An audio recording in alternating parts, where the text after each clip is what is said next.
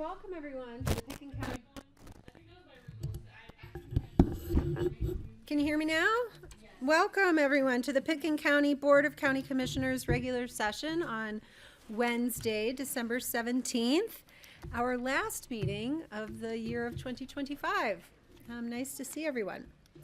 Let's see, we've had some moving parts for this meeting, which is not uncommon when we have to shift and add some things for the last meeting of the year.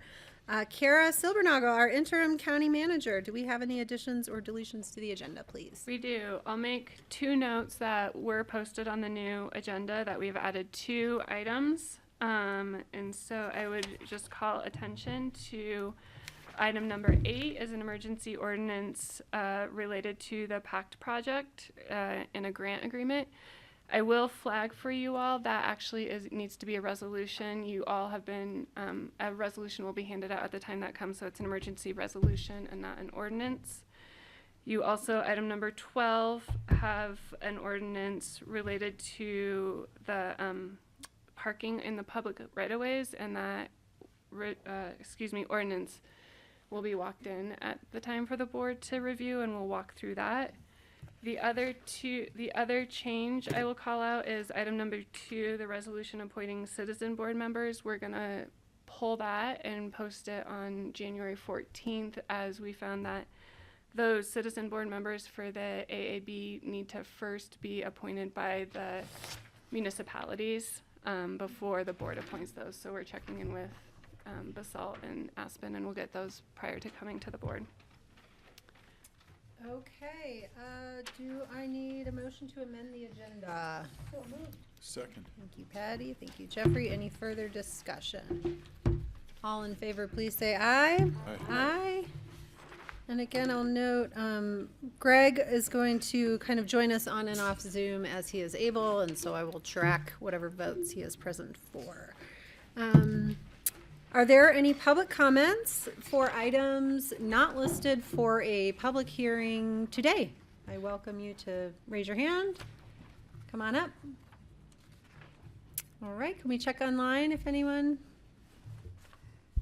has joined us? Okay, I don't see anyone who wishes to give public comment today. I will go to commissioner comments. Patty. I just want to wish everybody a great and wonderful happy holiday season. And please, I know we need snow, but we also just need really, really cold temperatures and clear skies so we can finish making snow on the mountains, because that's what lasts us through the season, is the man-made stuff that Mother Nature will replenish throughout the season. But we need the man-made to carry us through till April. So be safe out there. Be wary of, this is a time of indoor house fires from candles or Christmas lights or people who cook like I do. That's why I don't cook at Christmas. I go to my daughter's house. So please enjoy, be safe again, and have a wonderful 2026. Thank you. Patty, other comments? Francie? Yes, I was going to say, if you're going to pray for snow. We need it. We need that water. My kids are doing snow dances regularly, which is them running out in their underwear and snow boots and running around the playground. I heard about that. There was a news bulletin. Jeffrey, any comments? No? Okay, all right. And I will also extend my happiest wishes. I also want to just extend my thoughts to our Jewish community in the Valley, and just the sadness around some of the anti-Semitic events that have taken place around the world, and wishing everyone peace and wishing them fortitude in this tough time, experiencing and reflecting on that. And I want to wish everyone of our families here in the Picken County family, I hope you all are able to take some time off and enjoy nice, memorable occasions with your friends and family at home. So thank you for all you do. And to all our visitors that are coming, and hopefully you will also be doing your snow dances to bring snow, because it always seems we manage to have a white Christmas in Aspen, and I hope that is the case this year too.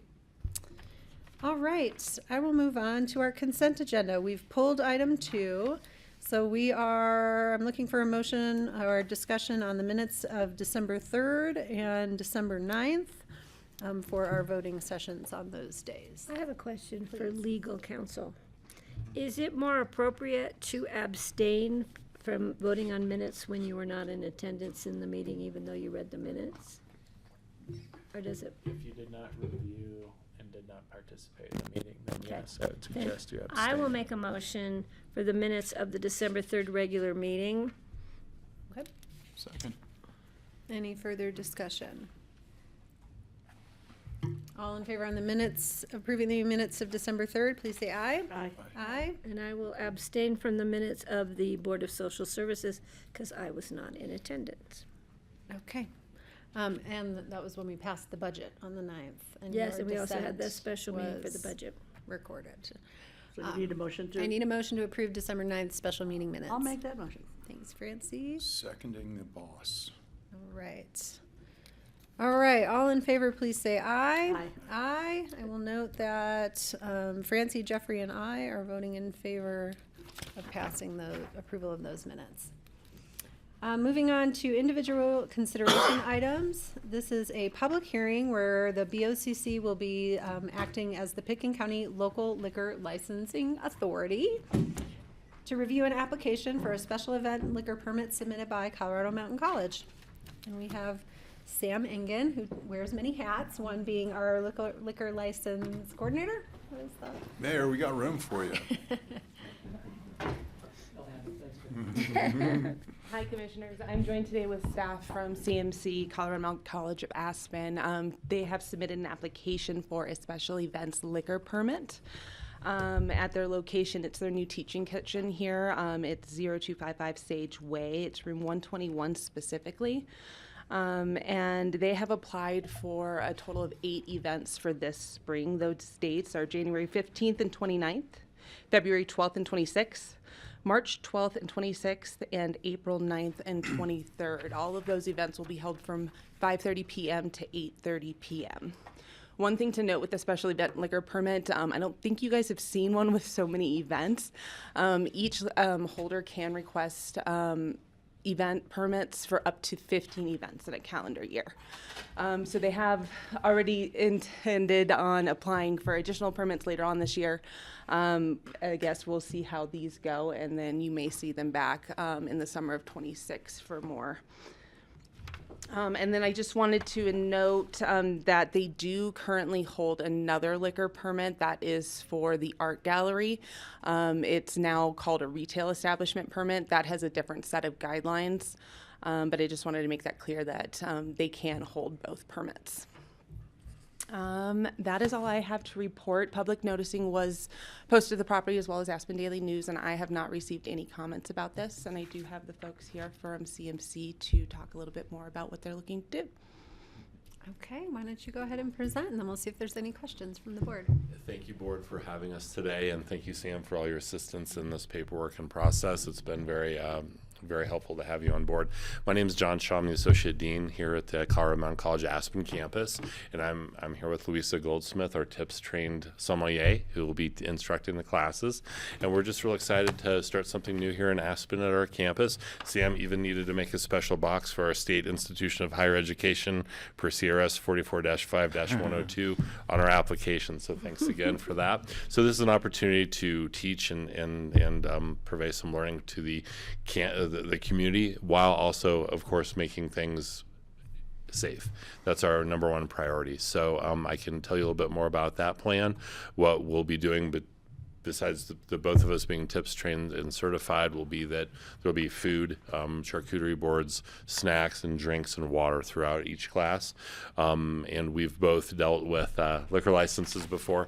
I've held a prior liquor license in Weld County for 15 years at a pizza restaurant that I owned. So this is a nice next natural step, and one that I think is a really great benefit to the community, guests in town, and those that work at CMC. We're real excited about it. So I can hand it over to Louisa, and then you can ask questions when you'd like. Okay, thank you. Go ahead. Hi, everyone. Thank you for having all of us. It's a pleasure to be here. I'm really excited about this. I have lived in the Valley for almost 27 years, and I've been in the wine business for longer. And my favorite thing to do is food and wine pairing classes, and I'm so excited to have this opportunity to share it with the entire community. Each night there will be a different topic. I can go into it more, but I will only be serving, it's misquoted somewhere, but I will be serving probably 4 wines, probably from the course of either 5:30 to 8:30 or 6 to 8:30, we're not quite sure. And I will serve, and with each person gets their own little platter that has cheese, olives, crackers, dried fruit. Maybe I'll make a little treat to go along with it. So so I compare each wine to the other wines. They're from different regions. Like if it's a Pinot Noir from Burgundy, California, Oregon, and then I talk about how to pair food and wine with each other, because it's not a science. It's kind of an art form, but it's really a fun class. I did this for a long time at the Cooking School of Aspen back in 2002 to 2008. And we used to say our job was to inspire, educate, and entertain. But what I want to let you know is it's not a class for drinking, it's a class for tasting. And I personally don't swallow. So each person will have their own little spittoon. The goal is not to get inebriated, the goal is to learn about the wines and then how to pair them with different foods. So. Okay, great. Are there questions for our applicants? No, Yes, but I'd Francie. like to say something. Sure. So my sister was a viticulture professor at the University of Boston's hospitality thing, whatever. And she was also the importer. Her company was called Wine Experience, and she was the importer of all the Spanish and Portuguese wines for a while. And so sometimes going out to dinner with her was rather expensive. She liked to order the wines. But so I appreciate your field, and I know that it takes some work to get to where you are. So good luck with this. Thank you. And just so you all know, my focus is old world wines. I do prefer them.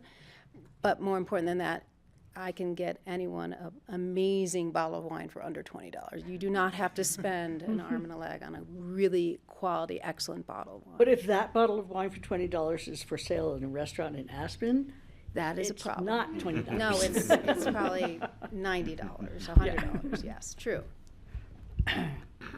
Jeffrey. So thank you for bringing this to Aspen. So 2 funny stories. One, they're not going to be funny. You don't have to laugh. It's the last meeting of the year, but this is a great application come in the last meeting of the year. So how come you got 2 wrong on your tips training? What's going on? The Aspen Times is listening. It'll make it. So funny. Right? Isn't that awesome? I did an open book test once with Harry Teague, and I came back, and he goes, how did you get 2 wrong? It's an open book. So I've been there. Well, it was an open book. I do have a 6-year-old dog and a 14-year-old dog, and I have to confess that the 14-year-old dog did need to go out a couple times because he's not doing great. I'm going to attribute those 2 errors to And that. then I'll share a story. Patty Klepper and I went to a wine tasting at Food and Wine, and Mark, I think, is his Oldham? Mark Oldman. He comes out, and there's a Oh, limit. yeah. There's a Oh, limit, right? the Mark Oldman. Oldman. Yeah, the Mark Oldman. Yes. Yeah, Yes, So like, great. like I He's awesome. went to high school I with him. have a couple of books. And he comes out and he goes, well, Food and Wine, we're limited. You can only have 8 glasses. So I poured 2 of the same. So your limit to the number of spirits or number of tastings. 9 glasses, I'm like. reminded me of Mark's trick to sneak an extra tasting in. So congratulations and thank you for this application. Well, thanks for Appreciate the your time. opportunity. Yeah. So I have a quick story too. My niece is now in the winemaking industry in Ojai, California. Nice. And my sister, her grandmother, is very much into wines. And I hope nobody from my family is watching this show, because my sister said my niece should be working at a better vineyard, because my sister and her husband have gotten so into wine tasting. We did one during COVID when I was down there, and it was more fun. Expensive, because you have to go to this special wine shop, and they give you the crackers, the cheese, everything. And it's amazing what the wine tastes like, or the food tastes like, pairing it with a different wine. It was astounding and a great real. learning experience, but we didn't have to spit out because we were at home, because of COVID, so it was great.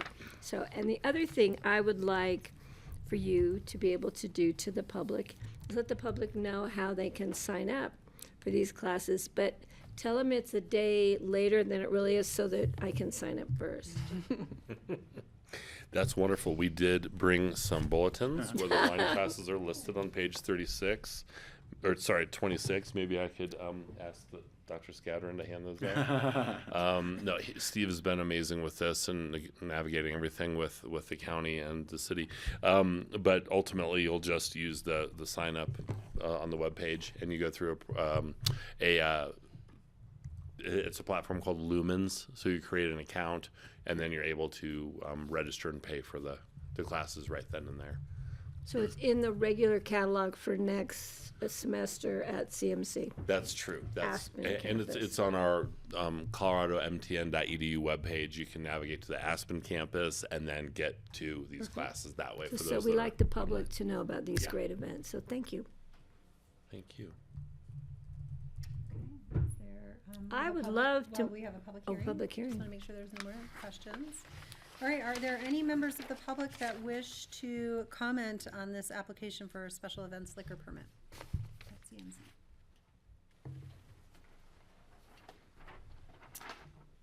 Okay, seeing none, I will go ahead and close the public hearing and bring it back to the board for further discussion or a motion, please. I will make a motion to approve a special events liquor permit application submitted by CMC, Colorado Mountain College, Aspen campus.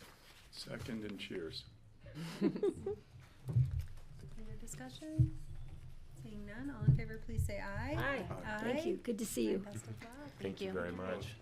Thank you. Thank you. Thanks, Sam. Cheers. Happy I hope to holidays. see some of you. Yeah. Yeah, oh, you're gonna sell out quick. I sure know. hope so. Yeah. Thank you. Their food classes. so Best of luck to you. Let's see, Anne has her hand raised. She may need to be promoted.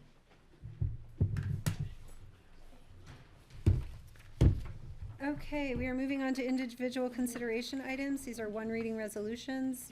Do these require public hearings? No. Okay, thank you. It's a question I Oh, had they to- do not. Okay, you know, I already get one of these in the mail and I Oh. look through it every time. Sorry, I'm gonna keep mine going too. Same. Yeah. One at home. Oh, yeah. Thoroughly enjoyed my guitar lessons at CMC this summer. All right. Okay, so we are going to take up discussion of a resolution affirming the existence of the Aspen-Picken County Airport Enterprise and acknowledging that such enterprise constitutes an enterprise with the authority to issue its own revenue bonds, making certain findings and providing other details in connection therewith. So we will formalize these enterprises from enterprise in name only. Correct. I am Liz Woods, Finance Director, Treasurer, and Public Trustee. Ann Driggers is joining us online. She is the CFAO, and today we are here to do our two resolutions. We'll start with the airport resolution, formalizing the enterprise status for the airport, Aspen-Picken County Airport Enterprise Fund. They have operated as, both of them have operated as enterprises for as far back as they have had an enterprise status under Tabor, but we would like to formalize these in preparation for debt issuances for both funds that are upcoming in 2026. Great. Questions for Liz? Did Anne have anything additional to present on this?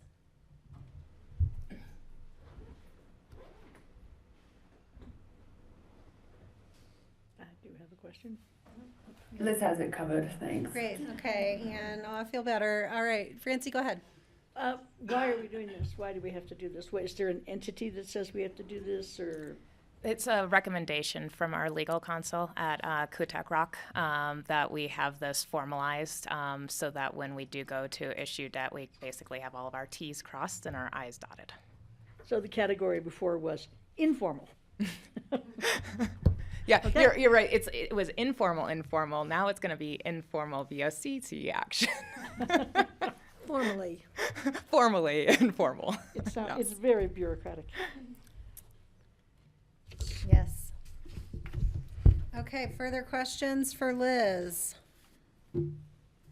All right, we accept and spend quite a large sums of money in these funds, and so I think dotting the i's on behalf of the taxpayers is a wise thing to do. Yeah. So would you like to entertain a motion? I would please. I will make a motion to approve a resolution affirming the existence of the Aspen-Pickens County Airport Enterprise and acknowledging that such enterprise constitutes an enterprise, quote-unquote, with the authority to issue its own revenue bonds, making certain findings and providing other details in connection therewith. Second. All right. Any further discussion? All in favor, please say aye. Aye. All right, thank you. I can And say we are aye, going to but do my similar kids order aren't. of business here on item number 5. A resolution affirming the existence of the Pickens County Solid Waste Enterprise and acknowledging that such enterprise, in fact, constitutes an enterprise with the authority to issue its own revenue bonds, making certain findings and providing other details in connection therewith. Liz? Same spiel, just for the Solid Waste Center enterprise. So it's, yeah, the AIS and everything was exactly the same, but if you have any questions on the Solid Waste Center, I'm happy to answer those. Okay. I guess maybe pertaining to both of these, is there any like back date or anything from when these have been functioning in this manner? I don't think there's any intent to capture a back date. Okay. When you're looking, my general understanding and the recommendation from our outside bond counsel is you're trying to make the fund and the payback guarantee that we're ultimately going to offer when we're offering bonds as marketable as possible, and making the underwriting that goes into that as solid as possible, so that so that we can get the best rates and make sure that we're able to put them out there and people actually want to invest in them. So this is solidifying that to make sure people know their investments of a quality that we want it to be. So it's mostly prospective in that regard, since we're looking to, as Liz said, engage in this bonding in the next number of months here. Okay. All right, thanks for that clarification. Any further discussions? Is there a motion to approve the Solid Waste Center Enterprise? I will make a motion to approve the very lengthy title that Kelly already read for the Solid Waste Center. Do you have a second? Second and cheers. All right, all in favor, please say aye. Aye. Aye. Thank you. Thank you very much.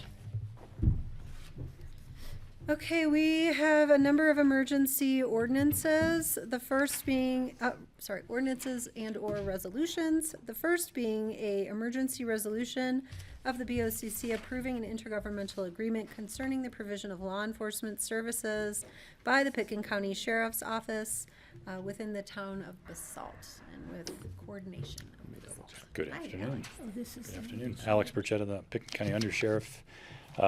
As we discussed last week, we have been in conversation with Town of Basalt and Basalt Police Department about an initiative to have the Pickens County Sheriff's Office support the Town of Basalt Police Department with law enforcement services in the town. The ultimate goal there is to really to return their school resource officer to the Basalt schools, where he can continue to build relationships with students and be a presence in the schools. That situation has come about because of some staffing issues in the Town of Basalt Police Department currently. So we reached out back in October and have had some conversations with Lieutenant Munch, who's here in the gallery, and also other members of town staff, as most recently as last week with their town council, to really formalize this intergovernmental agreement for us to provide and help out our partner, who for so many years, so many times, has come to our aid as well. And now this is our time to help Basalt out. Happy to answer any questions or have Lieutenant Munch join us up here to answer questions as well that the board may have. Yes, Patty. First of all, I want a huge thanks to Basalt and to our own Sheriff's Office for mutual aid of sorts. We truly believe in that in this valley and throughout the region, if not beyond the region, because that's how we better service the public. is when we're backing each other up. I think this is a great opportunity for that. I just have a question too. I understand, and we have staffing issues throughout Sure. agencies. Is it going to be overwhelming our limited staff with our sheriff's office, or? It's not, actually. And we are very fortunate right now that we're in a good position staffing-wise with our current approved FTE count. We're actually going in, we have a final interview on Friday to fill our last remaining open position. We'll be going into 26 fully staffed. Of course, 3 of those positions will be going to the academy, so we won't realize them on the road until May or so. But our current staff is excited to help out Basalt. These are extra duty shifts, so that we wouldn't be pulling, as I said last week, we won't be pulling from our current service to the Pickens County community. So we're confident that we can do this. And we've actually already outlined the shifts that need to be filled, and I think Parker just told me that every single one of them, with the exception of one, is already filled for January. So we're seeing that commitment from our staff, which is great. You missed all the good kudos we gave you. We're not going to repeat them, just so you know. Thank you. I'll watch it.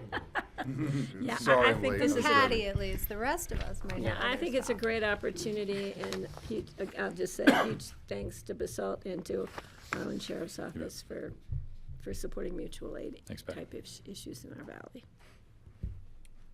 Francie. Yes, I'm really happy about this also. I really believe we are one valley, and when we operate as one valley, it's much better for all of us. So I appreciate Basalt's help in the past, and I'm glad we're doing this. Thanks, Francie. Thank you. Thank you. Thank you. I have children in the Basalt schools and also very highly value the school resource officer and the very pleasant interactions my children always have with him. And, you know, there have been incidences where having the resource officer on hand has provided, I think, a lot of comfort and communication to parents and the public. And so I'm grateful for the additional help that we can continue to provide to make sure that that remains filled while Basalt still gets to cover their excellent services that they want to provide to the broader community. So thank you. Thank you. Is there any further discussion? There will be a confirmatory reading on this in January. January 14th. January 14th is our next public hearing meeting. I would like to make a motion to approve an emergency resolution of the Board of County Commissioners approving and authorizing the chair to sign agreement between the BoCC and the Office of, oh no, that's the PACT one. That's next. We're in number 6. Yes, I'm ahead of things. Emergency ordinance of the Board of County authorizing an intergovernmental agreement, provision of law enforcement services by the Pickens County Sheriff's Office within the town of Basalt. And I will second with just a minor correction that this is a resolution. Oh, yeah. Any Thank you. further discussion? Hearing none, all in favor, please say aye. Aye. Aye. Thank you. Thanks so much. Sorry I was late. Thank Oh, you. we're moving Oh, we're quick never late to today, anything. you know? Yeah, yeah, of course. Yeah, no worries. Sorry. All right, we have our team coming up to set up for also an emergency reading on an ordinance of the BoCC granting an underground easement to is a Holy Cross reso. Energy and approving a trench, conduit, and vault agreement with Holy Cross Energy to facilitate an air quality monitoring study at the Aspen Pickens County Airport Sardis Field. And we have our Aspen Pickens County Airport staff here to present and discuss this with us. Jeffrey will be right back. He can't log into systems without the fob phone code thing to do that, so he'll be right back. Do you want us Go to ahead wait, and Kelly? No, get started. Thank you. Greg Boyd with the airport leadership team. Thank you for explaining that so well, Kelly. You saved me having to read that. We are requesting signatures from the board chair for these 2 agreements. On behalf of Holy Cross, this just is agreeing that yes, we do own the property in which the work would be done, and we will use the licensed contractor to install all the equipment. This has been an 8-month process to get to this point. A government shutdown slowed us down a little bit in getting approvals for 2 of the buildings that need to be put on site. The agreement with Holy Cross has to do with these buildings need power, and we didn't have power in place where the buildings need to be for air quality emissions data collection. So basically, we've been allowed a little bit of grace from Holy Cross to do some enabling work, and this just finalizes that Holy Cross does have official approval to complete the project. We're hoping to have the buildings that will be put on site with the air quality equipment inside of it delivered soon, within the next few weeks, and hoping that we can definitely have things online to start collecting data by the end of January. Which will meet our 12-month. I just want to go on further with that we will have that closure period. Everyone was concerned that we make sure we have monitoring during the airport closure. We will have that in that 12-month period. So this still will meet our deadline for that. Questions? Francie, then Patty.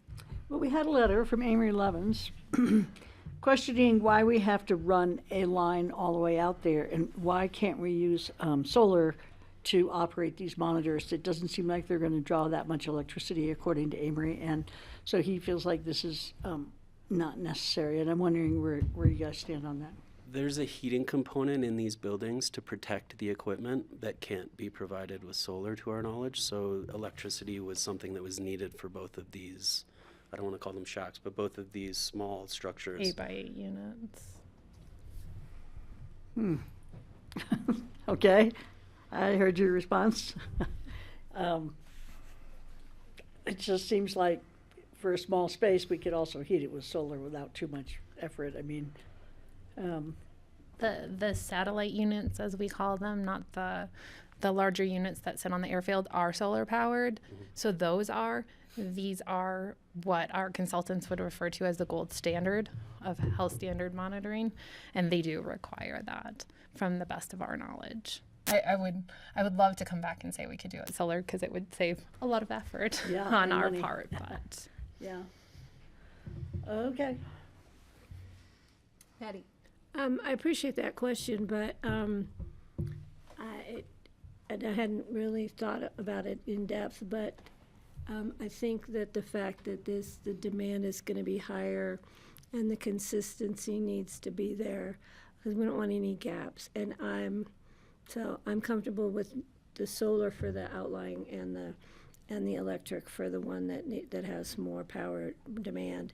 The other thing is, I want this to be a statement to the community that we are going to be looking at air quality along with our efforts to look at noise issues, etc. And this is a first step. And I'm sure that if anything drastically out of the norm or anything of concern or anything of interest will spark more investigation into air quality issues. But I think, especially since we're going to tie it in with the closure, gives us kind of a baseline or a difference. And that there's a lot of compounding factors, as we know, around the airport with the highway, et cetera.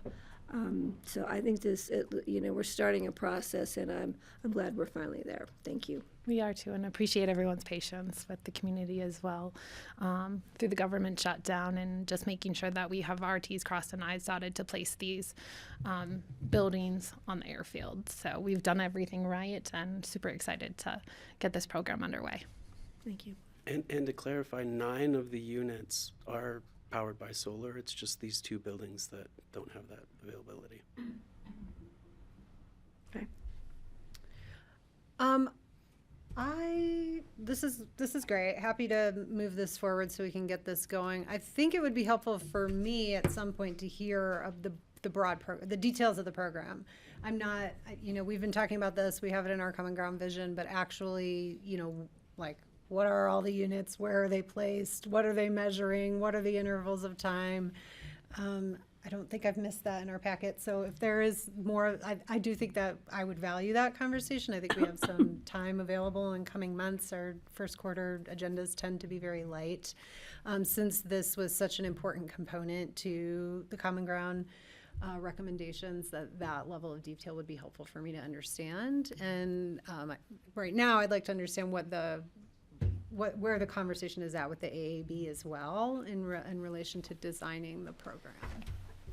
So, if you don't mind, I'll Because I take know that, Greg. things sometimes happen there that then follow on here later. We're very excited and talked about this, about bringing our consultants back for further details for you all. We can take some pictures of the units that have been placed, give you the map of where it has been. We've talked to AAB about that, but we are revisiting it with them once this is up and running. This has unfortunately been such a stretch for the AAB too. They've been asking on a monthly basis when we can get this in place and get this started. So we're happy to do that after we take it back to the AAB in probably January. So if we can get on the schedule for maybe the end of January. Yeah, that's a great idea. We would love that.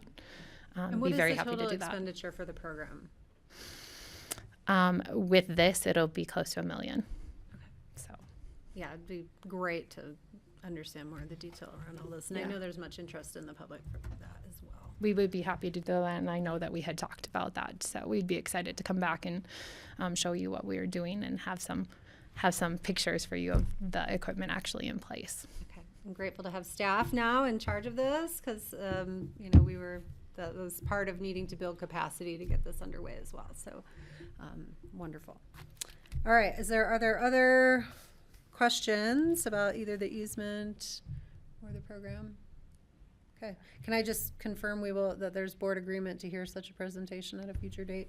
Yes, Okay, thank I you. do have a question. Yeah. So is this also going to monitor the ground pollution levels that we've been hearing about? So yes, the reference stations measure that to a higher standard than the remote stations that we'll have placed throughout the community. That kind of gives us an idea of what's going on a higher level. But we can come back with further details on that and really what we're measuring and why we're measuring it with the consultants. Okay. Further discussion? This will be in effect after signing today. Jeffrey, go ahead. At some point, I would love to hear both noise and health safety concerns so we can push back on the Department of Transportation, who believes there's a parking lot which would be suitable for human habitation. So I'm very interested in your studies, given the Department of Transportation is trying to be the Department of Housing. So our noise monitors are up, and actually we did move one. I'm not sure if that was brought here. We were bringing that to the AAB, that we put a temporary monitor on the open space area near Aspen Village as well. So we're coming a little closer to your goal with that location as well. Go Team Blue. Thank you. Okay, is there a motion to approve this emergency ordinance for the easement to Holy Cross and agreement? I'll make a motion to approve, except for So we confirmatory. do have public comment. No, we don't. No, except for public, Public hearings on emergency ordinances are on The 14th of confirmatory January. reading on the 14th of January. yeah, that's what I was getting to. Yep. So I will make a motion to approve this ordinance before us now, I will on second. an emergency basis. Thank you. Oh, we didn't ask, why is this an emergency? We want to get this installed as soon as possible. And as Greg mentioned, Holy Cross has given us some grace on enabling projects, but we really want to see this get delivered, and we're expecting the equipment in the next few weeks. So by waiting for 2 regular reads, we would just be putting the program off further. And given the importance, we want to get this started as soon as possible. Okay. Thanks for that clarification. Any further discussion? Again, there will be a confirmatory reading and public hearing at that time on January 14th. All in favor, please say aye. Aye. Aye. Patty? Aye, sorry. No, that's okay. Just making sure. No, it's just, we have all these agendas that are different here, and just trying to clarify where we are. Okay. We have 18 items, and we have 20 items. I know, today we have 20, we took one off, so we're down to 19. But who's counting? Thank you. You're all set. Thanks, guys. Forward through DocuSign, whatever you need me to sign. Thank you. That. And we are moving on to item number 8, which is also an emergency resolution of the BoCC approving and authorizing the chair to sign a grant agreement between the BoCC and the Office of Adult and Child Justice Assistance, Juvenile Justice Assistance for the Pitkin Area Co-Response Team, our PACT project. Hi, Raleigh. Hello, everyone. Nice to see you. Nice to see everyone. All right, what are we doing? Yes, Raleigh Backrack, the PACT administrator with Public Health, and here for that emergency resolution. I know there was some confusion there. Sorry about that. Let me confirm, do all board members have a printed copy of the resolution? Your packet had an ordinance form Yeah, in I it. passed them out. Okay, thank you, Patty. Thank All you. right, so Sorry you about should have that. that in front of you. All right, this, like I said, this tends to happen on the last meeting of the year. I do. Trying I to have it. wrap our Right things on up. top. Okay, go ahead, please. Yeah, so this is an opportunity with the Office of Adult and Juvenile Justice Assistance Department at the state to support the PACT program. The total year grant is $112,000 to support a full-time co-responder clinician for PACT. This is a federal pass-through grant, hence why we are nearing the end of the year, and we were expecting to receive this grant in October. So emergency resolution is just to expedite this as quickly as possible. My understanding is that once we get into a contract with the State Department, they will then request a no-cost extension from DOJ to hopefully allow grantees that full grant year. There will be an opportunity to reapply for a second year of grant funding, but that's not promised and just depends on those grant dollars. But we're very excited about this opportunity. It will allow us to hire an open position that we've had for a while, just due to some recruitment challenges, but mostly that grant volatility that all of us has seen. We just have had to postpone that second clinician position.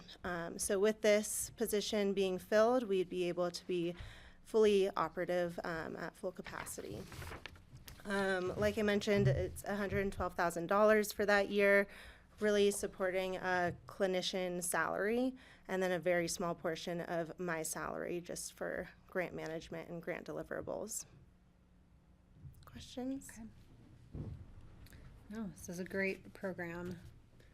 Questions for Raleigh on this? No, just a Please go ahead. comment. Yeah, I think this is a flagship program. I hope that it influences other communities to follow in your footsteps. So thank you for this, and happy to approve this. Thank you, Francie. Julie? Yes, Francie. Yeah, I want to, no, I'm Patty. Patty, sorry. Yes, Patty. I told you today, it's confusing. I want to ditto what Francie said, and when I travel, especially like through our region with Northwest Colorado Council of Governments, when issues like this come up, I'm always bragging about our program and using it. You know, don't reinvent the wheel, just come talk to us. We'll share with you what great things we have done with this program and how it's a huge service to the community. And it's something we can take with us when we go places and be very proud of it. So thank you for your efforts. We appreciate it. How quickly do you think you'll be able to bring someone on board? We've already started the recruitment process. We've had a few applicants that haven't made it through the full screening process, but we're promoting it as widely as we can. Yeah. All right. Hopefully sooner than later. Yeah, I hope so. Okay, thank you. Any further discussion? All right, this will come back for public hearing on confirmatory reading on January 14th. Is there a motion to approve? I this will resolution? make a motion Thank you, to Francie. approve and authorize the chair to sign a grant agreement between the BoCC and the Office of Adult and Juvenile Justice Assistance for the Pitkin Area Co-Response Teams PACT project. Thanks, Francie. Second. Thank you. Any further discussion? All in favor, please say aye. Aye. Aye. Thank you. Happy holidays. Yes, and to your team Happy and holidays. you as well. Okay. I like to see the sheriff sitting in the back giving high fives here. Ear to ear grin on his face. Yeah. All right, we're moving on to first readings. These will be set for public hearing also on January 14th. Item number 9, a resolution amending resolution number 98, 2025, and approving a resolution to clarify the requirements for recruitment of applicants and members of the Aspen Airport Advisory Board Subcommittee, the Pitkin County Pilot Safety Committee. Okay. Some titles After that today. mouthful, we're going to talk about our newly established Pilot Safety Committee here. And I'll turn it over to Deputy County Manager Ryan Mahoney and Airport Director Diane. Go ahead. Thanks. So Charlotte is also here since she did all of the work on this reso, and I'll start off by just saying that this is really a housekeeping issue. We had brought to you a resolution on October 8th and then a second reading on October 22nd to establish this committee. Associated with that resolution was an allusion to bylaws. After we had made that approval, we realized that these subcommittees within the county typically do not have bylaws. They will operate under the committee that they're working under, which in this case is the AAB. So we have their Exhibit A here, which basically references sort of their mission and basic concept of what that committee will do. As far as appointments go, the AAB will make a recommendation to the BoCC, and the BoCC does have a formal action to do, which is to seat them. So that is basically the change, which is taking the bylaws out and just having them operate under this Exhibit A, which is consistent with how we do it in other circumstances. Anything to add, Charlotte? And just to Nice clarify see you. that the AAB will be doing the interviews, and then we'll bring those back for your final approval. To clarify, so the BoCC has final approval of the appointments to this subcommittee? That's right. Yes. That, but I couldn't find, so thank you for that clarification. That's my question at the bottom. What is the status of the recruitment of members? Has not started yet because we wanted to clean this up first. Once So we got into the prepping for the recruitment, that's when we were looking through the bylaws saying how are other committees run. And that's where we're trying to stay consistent with everything else for subcommittees throughout the county. Okay. And the application's being tweaked to kind of focus on the pilots, and we'll get that out as soon as this is approved. Thank you. Patty? Yeah, so when the AAB vets the applications and sends us a recommendation, will the board still have an opportunity to see who didn't make it into the recommendations? So I would like to see, no, I don't need the whole resumes and I would like to just see the names of people. So if there's somebody on there that maybe one of us feels we want to vet a little further or something. Is that okay, Charlotte? We could just include all the applicants' names with that. I would like to just see resolution. that, just to see whose interest was out there. and if you recall, we did a similar thing for the task forces. Right. You had requested to see all Right. those names, so it seems fair to do it here. I just think it's always interesting to see who comes forward in the community. And if you see the same name over and over again, they're really passionate, so they'll keep trying, yeah. Well, I it's helpful to know anticipate- who was not selected, right? Because then you run into these people and you're like, oh, I didn't know. We didn't select you. I would anticipate Yeah, several exactly. of them from the task force, the pilot safety task force will apply. They have shown interest. Other questions on this? Okay, this resolution will come back for a public hearing on January 14th. Is there a motion to approve? I'll make a motion to approve. Thank you. I'll second. Thank you. Any further discussion? I do have another question. You refer to this as K-A, what's the K? A-S-E. United States. Are you sorry, Yeah, I no, didn't you mean go to- ahead, 'cause you'll know. Are you talking about the airport identifier? K is just United States. So if it says KASC, I'm like. it's who's usually who's just KC dropped for Airport any Advisory U.S. Board? airports. You're just trying to fool us, and you did a good job. I'm like, who is Casey? Yeah. Thank you. I paid attention. I like that. Right. I'm like, Can I? All radio stations west of Mississippi. yeah, I've never. I'm The sorry, new one can on we me. just clarify, because we refer to it as our pilot safety committee on our resolution.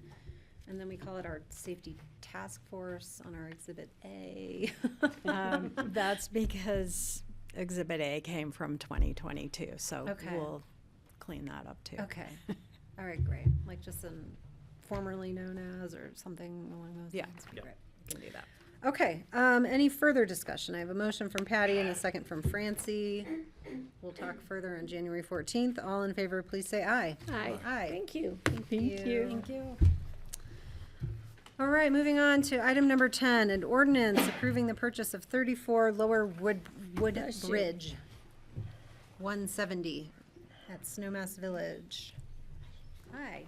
Good afternoon. Andrew Miller, Housing Hi, Program Andrew. Analyst. In front of you for first reading of an ordinance to purchase a unit back that was used or by an employee that used the deed restriction program. As Kelly mentioned, it is 34 Lower Woodbridge Road, number 170 in Snowmass Village.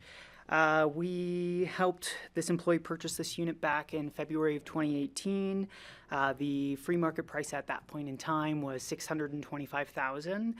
We contributed 40% of that purchase price, which was $250,000. The employee contributed the additional 60% to cover the full purchase price of $375,000. It is a 1,256 square foot condominium with 2 bedrooms and 2 baths located just between kind of City Market and where Brush Creek and Owl Creek come together. So it's pretty close to town. The maximum resale value on that unit after his appreciation comes to $649,933. He did own or has owned for more than the 5 years, so his appreciation did flip from the 3% compounding interest to the 7% compounding interest. So that's why it seems like a higher number than some of the other deed restrictions that we purchased back recently. With that and the $250,000 contribution, that brings the county's total investment of the property to $899,933. Within the budget, we've set aside in 2025 and 2026 separately $1.2 million for the buybacks, or as to be able to have some of the buybacks out of the capital fund. We've already put down $5,000 in earnest money since we went under contract earlier this month. So $5,000 will come out of the 2025, which will leave a remainder of $144,466.18. And then the remainder of the purchase price will come out of the 2026 capital fund on that one. Okay, questions on 34 Lower Woodbridge? Yes, go ahead. So help me with the finances here. So we put in 40% of the original purchase price, which would have been 200 and something thousand. $250,000, yep. And that bought us a deed restriction as well as helping them buy it, right? Correct. Okay, now, if we want to buy it back, we have to pay that 250,000 again? No, that's just that just brings our total investment to the 899. The purchase price based off So just the at- simple appreciation. All right, so right now, we would be paying 600 and something thousand. 649,933. And so then the current owners get to keep that much, the 600 and whatever? That is our purchase price back. Okay, so they made $250,000 on this, which is awesome. Because I didn't really think that these things were going to accrue much for the owners. Well, and I would say this individual was one of the first in the program, which is why it was affordable at the time in Snowmass. And so a few years ago when you all changed from the after 5 years in the program, it increases to 7%. And so it's how many years? 7 years? He is actually just under 9 years. Yeah, He would so- hit 9 years in February. So you're seeing an appreciation cap of 7% over that 9 years versus the 3% that you've seen on some of the other ones that have come back recently. Yeah, well, that's great. I'm really glad that it's working out that way for this person. And these were all free market? Correct. Okay. I'm confused which one's in Snowmass or which sometimes. But the deed restriction stays on it, Yeah. doesn't it? Whether the deed restriction stays on it will ultimately be up to the Board of County Commissioners. Once the county takes ownership of the property, you'll have what's called a unity of title, meaning you own every aspect of the property interest. And technically, from a legal perspective, our deed restriction will merge, meaning it'll be extinguished with our title to the property. So now the county owns the property.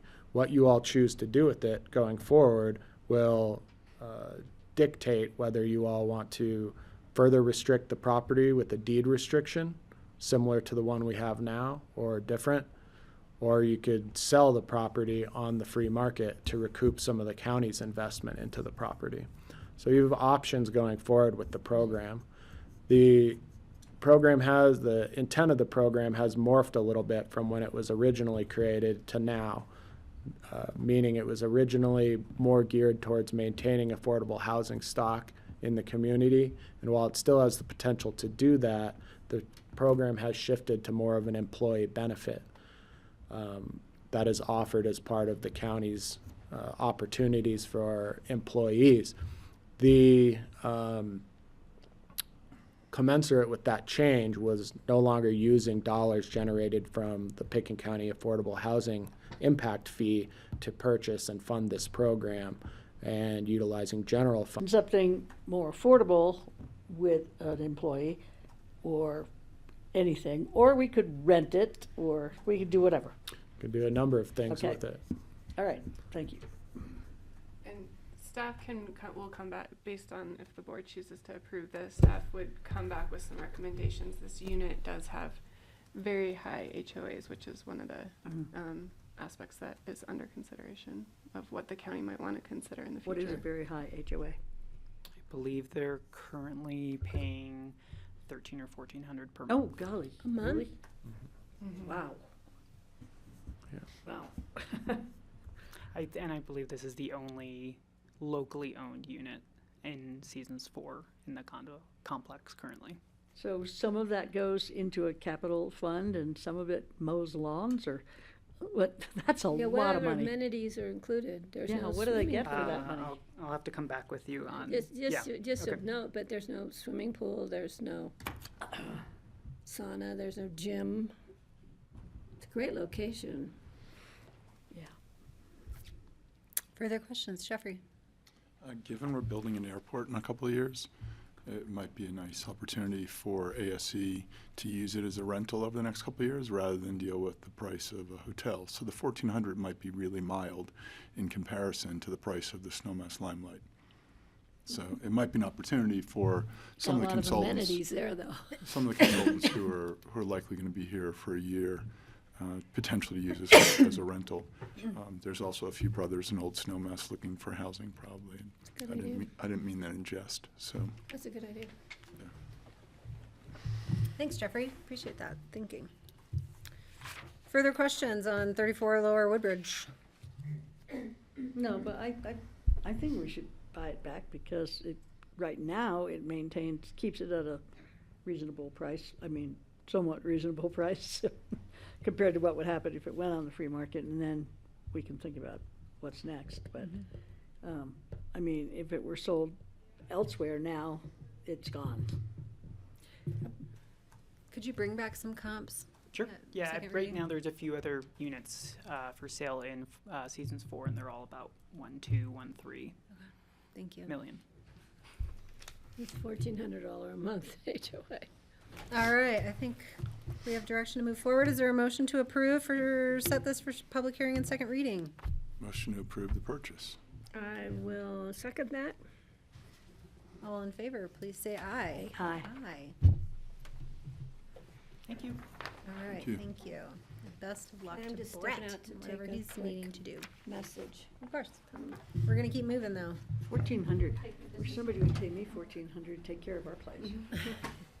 Item number 11, a resolution of the BoCC approving an intergovernmental agreement between the BoCC on behalf of Pickens County and Garfield County Public Health to jointly complete the local public health agency chronic disease pilot grant administered by the Colorado Department of Public Health and Environment.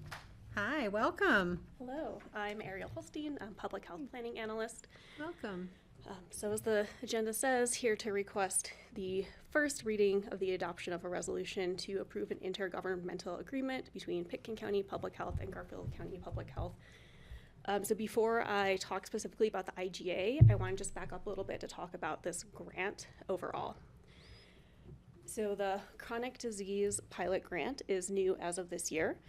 Its funding structure is the same as the State Tobacco Education, Prevention, and Cessation Grants Program, which is also called STEP for short, so we love our acronym in public health. And so through the STEP funding, Pitkin County does work around tobacco prevention in both Pitkin and Garfield counties. We collaborate with the staff in Garfield County, but we ultimately are in charge of the grant and of the work itself. And so the chronic disease pilot grant will come from the same funding structure, whereas Pitkin County and Garfield County will work together, but Pitkin County Public Health is in charge of the money and of the project itself. So the grant from the State Health Department is 3 years long, though they have the discretion to shorten or lengthen it if they desire. There are 2 phases in this project. The first phase is only 6 months long, and that is conducting a chronic disease assessment, so taking a look at secondary existing data about chronic disease in our 2 communities, and then also collecting some new primary data to gather additional information. And then phase 2 will last 2.5 years, so that's really the bulk of the project, in which the 2 counties will work together to develop an implementation plan based on both what we find in the data as well as the capacity of each health department. And so now this brings me to the IGA. Pitkin County Public Health has been awarded with this grant through a non-competitive application process. So the initial award is only for the first 6 months, that phase 1 disease assessment, with the rest coming later. But the first 6 months is for $70,000. And of this money, we have allocated $19,500 to Garfield County Public Health for their staff time. And we anticipate that covering 3 positions, including a public health specialist who will help with our community outreach, data collection, and analysis, their finance administrator who will make sure that spending is appropriate and grant reporting requirements are met on their end, as well as submitting invoices. And then third, an office administrator who will help with some of our bilingual and bicultural outreach, interpretation, and translation as needed. So that is the story of the grant. Any questions? What chronic diseases are being assessed? So CDPHE, the State Health Department, provided a pretty broad framework, and it's looking at any potential chronic disease. So it could be oral health, it could be mental health, it could be cardiometabolic, it could be more on the social determinants of health, so looking at things like access to healthcare, the built environment, walkable neighborhoods. Part of the assessment is we're going to take a look at all the data that we have to see where are some areas we can improve. Okay. I guess I'm curious, we've had some criticism that we're ignoring air pollutants as contributors to lung diseases here in the community, so I'd be interested in wondering if there's any validity to that with on-the-ground evidence from public health. I don't want to send you down a track you don't need to go down, but it's a question I think that has been posed that I personally am not sure how to answer. Yes, I have heard those criticisms. So I am not part of our environmental health team working specifically on that, but I know there's a need for an additional staff member who really is an air quality specialist. We don't have that currently, so we are lacking capacity to really dive into that, but I know it's an interest of the public health department. And so what we end up doing in the implementation plan will depend on the data as well as capacity. So we're not going to choose to address the strategy if we don't have the staff or the funding or the social or political interest to do I just so. wonder if it shows up at like a community, population basis where we have some higher degree of lung diseases or, things like that.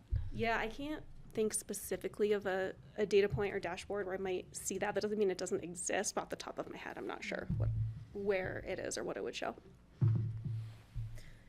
Other questions for this What is grant? an epidemiologist voice? Oh, I got this sticker at a conference, so if people want to want to challenge public health principles, I'm happy to bring out my epidemiologist voice, but I don't want to. Thank Kelly? Yeah, Francie. It's Patty. We need to switch just to confuse her. I Doesn't think this just is- happen in here. I think this, yeah, I think it's a great opportunity. It used to be so limited when we talked about chronic diseases to heart disease, diabetes, obesity, that kind of all contributed to each other in a way. So I think the ability, whether or not we have the, whether or not we'll go in that direction is another thing, but to talk about the access to healthcare and how that doesn't do a lot to support people with chronic diseases when they can't get healthcare, to intervene. Actually, having healthcare saves lives. Yes. And prevents people from getting down that rabbit hole where they can't come back and live a productive life. So I think this is a great opportunity for us to look at the whole spectrum of healthcare. So I appreciate that. My doctor's calling me again from University Hospital, but they can leave me a message. Thank you. Thank you. All right, any further questions? And thanks to Garfield County for their collaboration. Is there a motion to approve and set for second reading? So moved. Thanks, Francie. I'll second. Thanks, Patty. All in favor, please say aye. Aye. Aye. Okay. Thank you. Thank you. Thank you. Okay, moving on to item number 12, which is also a first reading. This is a proposed ordinance of the BoCC repealing and reenacting Pickens County Code Title IX to prohibit camping and overnight occupancy in public streets, public roads, and public rights-of-way in unincorporated Pitkin County. We have had discussions of this in work session earlier this year. Rye has emailed us a copy of this proposed ordinance. Since it was not part of the packet prior to the meeting today, we are going to take our time walking through it for our benefit and for the benefit of the public. We'll have some discussion and decide if we're ready to approve this on first reading or if we need further time. So I will turn it over to Rye. Sure. Should I invite the sheriff up as well at this time? That would be fine. I know the undersheriff was going to help with this, but I understand he had a meeting that started at noon today, or I'm sorry, at 1 today. Okay, So, and we're trying to move but quickly. Of course, so- if the sheriff is here, Yeah, that would always we'd love be his helpful. Presence. Thank you, Sheriff Buglioni. How are you? Fantastic. How's everybody? Good. Thank you. So I was, sorry, Kelly. My name's Ryan Neal. I'm the county attorney. You do have an ordinance in front of you. The title of the ordinance is rather instructive as to what its intent is. And if you look at the ordinance itself, the stated intent of the ordinance is to prohibit camping and overnight occupancy in public streets, public roads, and public rights-of-way in unincorporated Pitkin County. This ordinance is intended to cover all public streets, roads, and right-of-ways, including those that are part of the state street system, and that would include Highway 82 as well. So you have the ordinance in front of you, and you have the AIS in front of you. There's a number of both general authority within the BoCC's police powers to adopt this legislation, should you so choose. There's also some express statutory authority that is cited in the ordinance and your AIS. I'd note that the attachment A, or Exhibit A to your ordinance, the substantive changes really begin on page 72. Exhibit A is in the entirety of Title IX, which is Title IX to the Pitkin County Code, which is generally known as the Road Maintenance and Management Plan. But that's really where we find our rules and regulations with respect to things like traffic infractions in Pitkin County, which are also supplemented by state law. But the Road Maintenance and Management Plan does things like adopt the 2010 model traffic code. So there is a lot of red in this document, and not all of the red is directly related to the action in front of the board today, but I would note that some of it I either determined should have been removed from the code some time ago because it's obsolete, and or the cross references in the code no longer exist. So let me get down there here. So while you were doing this, Sure. you just did clean up? Is that what you're saying? I'm saying? Yeah, I'm cleaning up some other things in the code as well, but particularly as they relate to this particular action, and I'm actually going to pull up a different form of this because the version I've got is not helping me out right now. So, as I said, on page 72 is where you begin to see the majority of the changes. There are some cleanups to the table before that, and that's really something that Jeanette and I will continue to work on.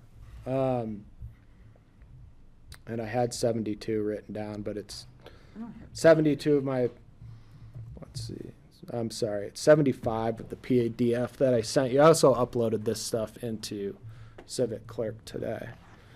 The changes are relatively self-explanatory with respect to, for example, the first one just says that it shall be unlawful and a violation to do or engage in any act or omission that is prohibited or declared to be unlawful by the road maintenance and management plan. That's sort of a general catch-all for the for Title IX that wasn't really in there. An example of some of the things I eliminated, there are some references in here, for example, to a violation for parking on any county road without a permit as set forth in sections 1.03.01.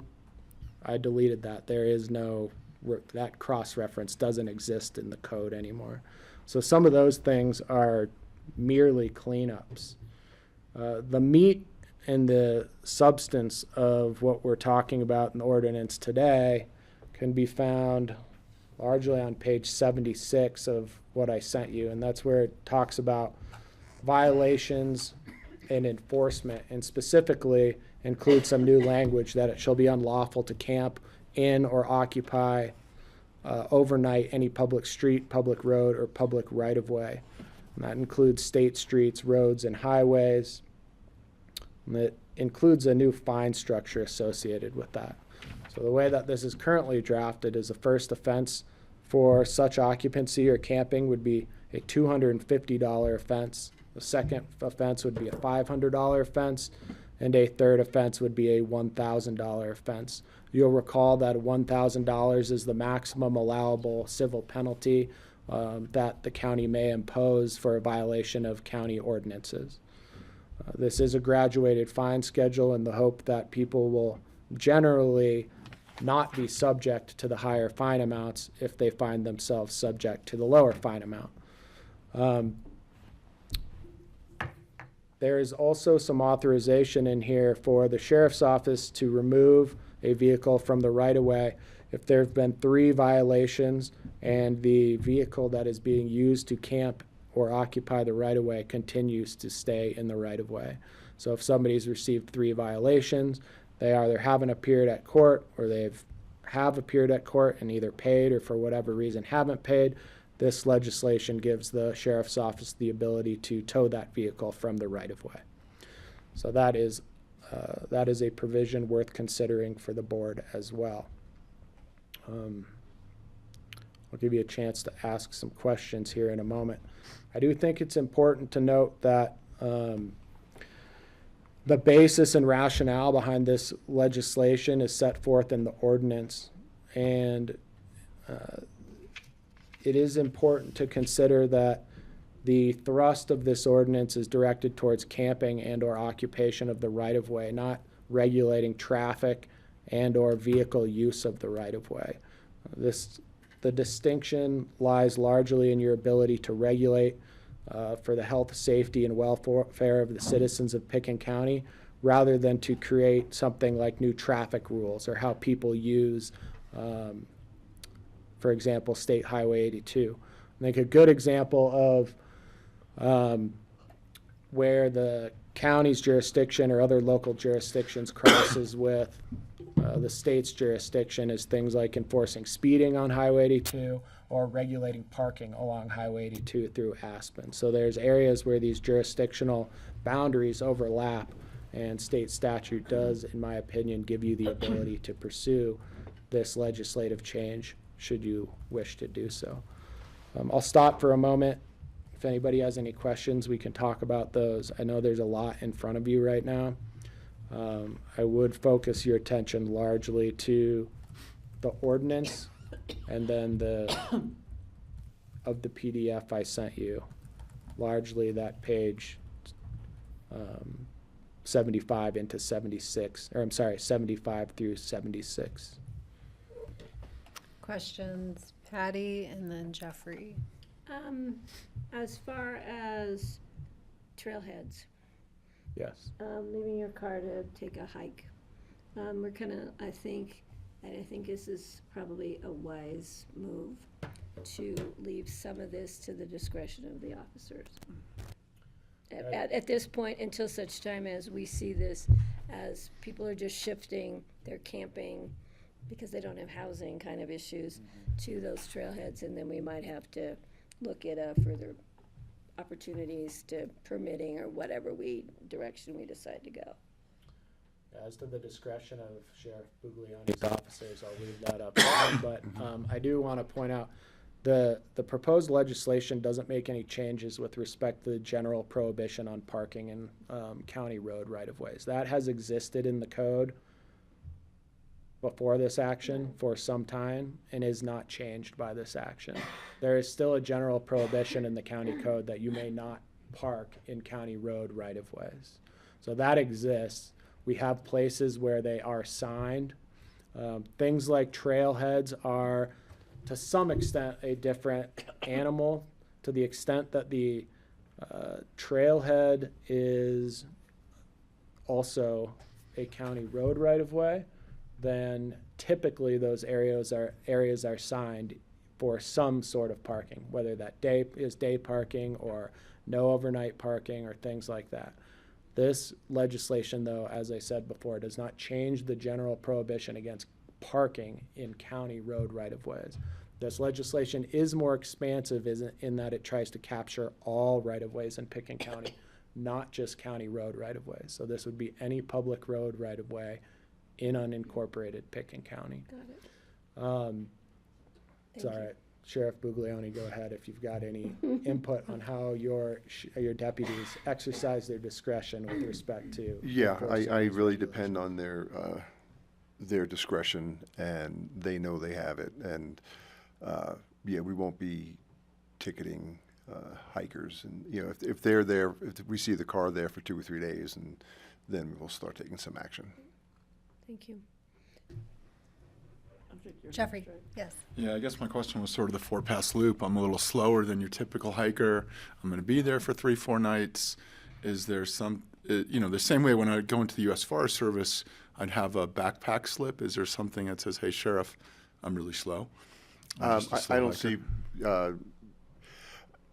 why someone couldn't leave a note on their windshield or their driver's side window that, hey, I'm doing a 4-pass loop. Here's a phone number.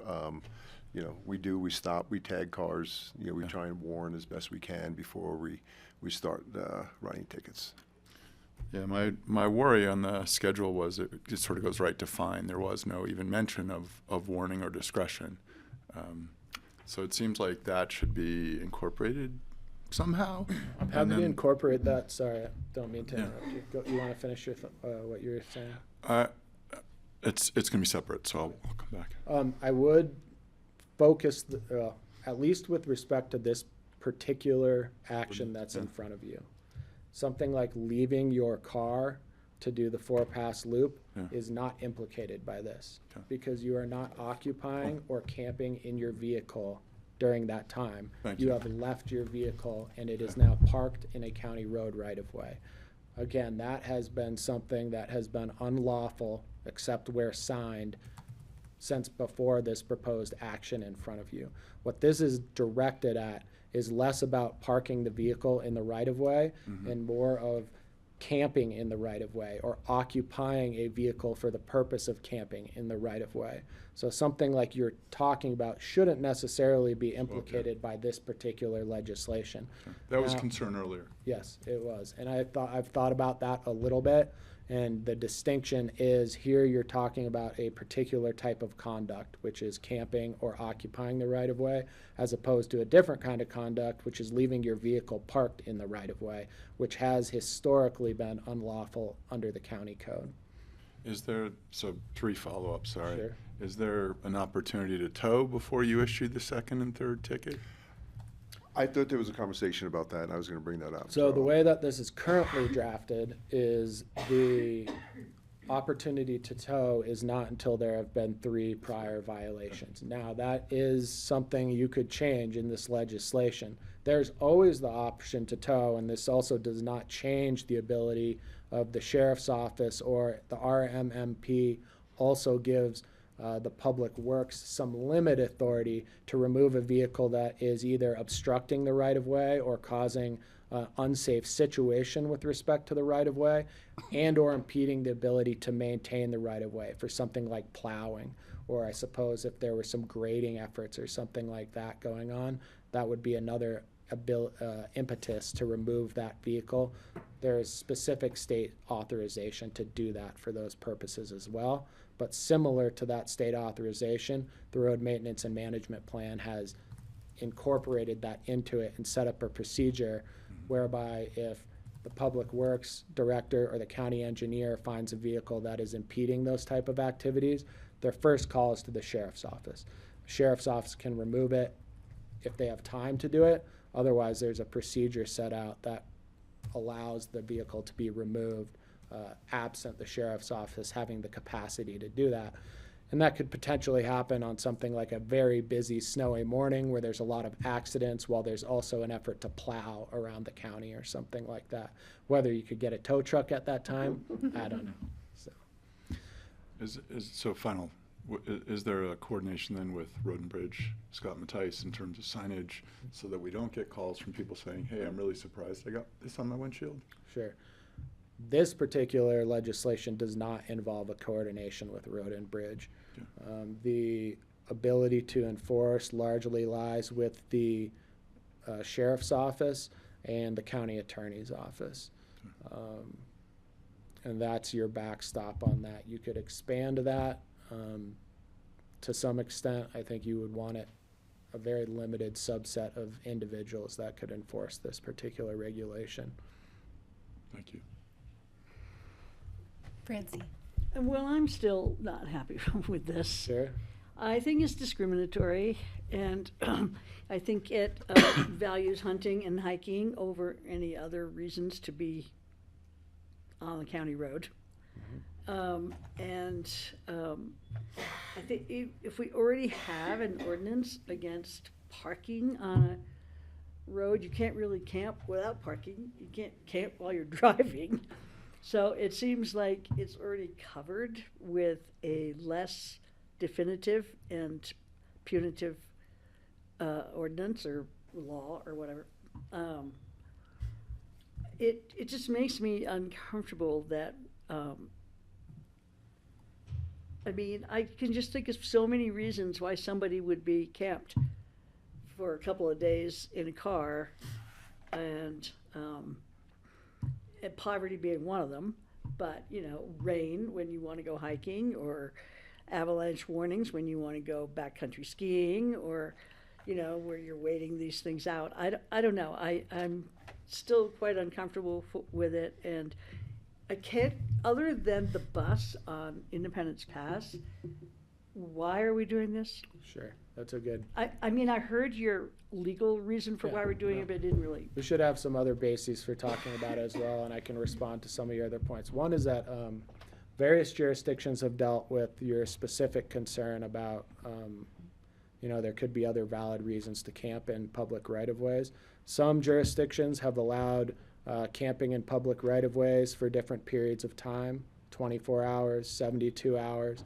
There's a spectrum of what other jurisdictions have allowed with respect to occupancy of public places like these.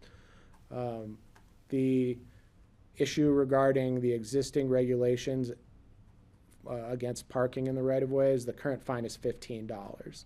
So it's somewhat ineffective to the point of it being somewhat meaningless, in my opinion, but that's just my opinion. It certainly doesn't have a deterrent effect, as I think we've seen with some of the examples that you brought up, particularly the bus up on the east side of town. Other areas, and I'm sure the sheriff can weigh in on this, we do see overnight camping all throughout the county, up and down the Crystal, other areas up on the Crown, on Prince Creek Road, places like that where we have overnight camping. Unfortunately, things that become associated with overnight camping are increased human waste, increased littering, the potential for wildfire. Those are the kind of bases that are set forth in this ordinance and are attendant to that activity. Camping does not in itself cause those things, although when camping is unregulated, meaning there's no designated fire pits, there's no designated waste disposal, there's no designated place to go to the bathroom, that's when you see those things that become attendant to this particular type of activity. But I would say that is not, threats are not limited to car camping. I mean, Conundrum, obviously, we know the amount of human waste at Conundrum is ridiculous. And, people have illegal fires when they go camping all the time. And so I don't think those threats are restricted to somebody who's choosing to camp in their car instead of a mile up the trail or something. I mean, You're absolutely correct about that. Unregulated camping has those types of activities that come along with that, whether that's an incident of human nature or some people behaving badly. I'm sure there's some folks that camp in their vehicles that leave the right-of-way cleaner than when they found it, but there are also folks that don't. So. okay. Yeah, the fact that this has become such an issue up in the east end of Aspen, because it's been consistent for over a year. And I understand the issue of housing in the valley is difficult, but the concern is that it'll become a growing issue and that people will then start saying, well, I can't afford a house, but I have a nice, van that I can park somewhere and camp and live in it. And then it becomes an issue of congestion along the roadways, of safety, public safety for use of the roadways, etc. So I think this is a start to let people know that roadways, parking there is for certain reasons, not for overnight camping, etc. And I think with providing discretion, which I don't think we need to write into the ordinance, but I think the sheriff's office is really good about that. They're really good about warnings, education, and using their discretion before they just slap tickets out there. That's the nature, that's the philosophy, I believe, Unless you're speeding. of the sheriff's office. But I think that's key. So I think that if somebody is up there, and you're right, we don't want them, backcountry skiing if avalanche. I think that would be a discretionary use that they would explain, because if they were in their vehicle and not up there, we would rather them be in their vehicle, obviously. Right. So I think we need to start somewhere, and I think this is a good start. And I think that it will protect people and public safety. And the same thing with if this is something we can do to prevent waste and prevent wildfire, because we can't prevent it everywhere, like Conundrum with waste and wildfire, the illegal campfires, this is a first step for us to be able to do that as best we can, something we can have some ability to control. The other question I have, since it involves, do we need any purview with this Colorado Department of Transportation?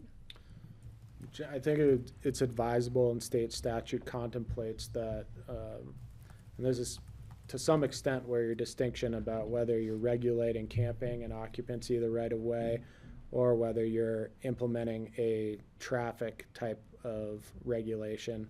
But I do think it makes sense to send a notice to the Department of Transportation saying that we're undertaking this action, if that's something the board ultimately decides to do.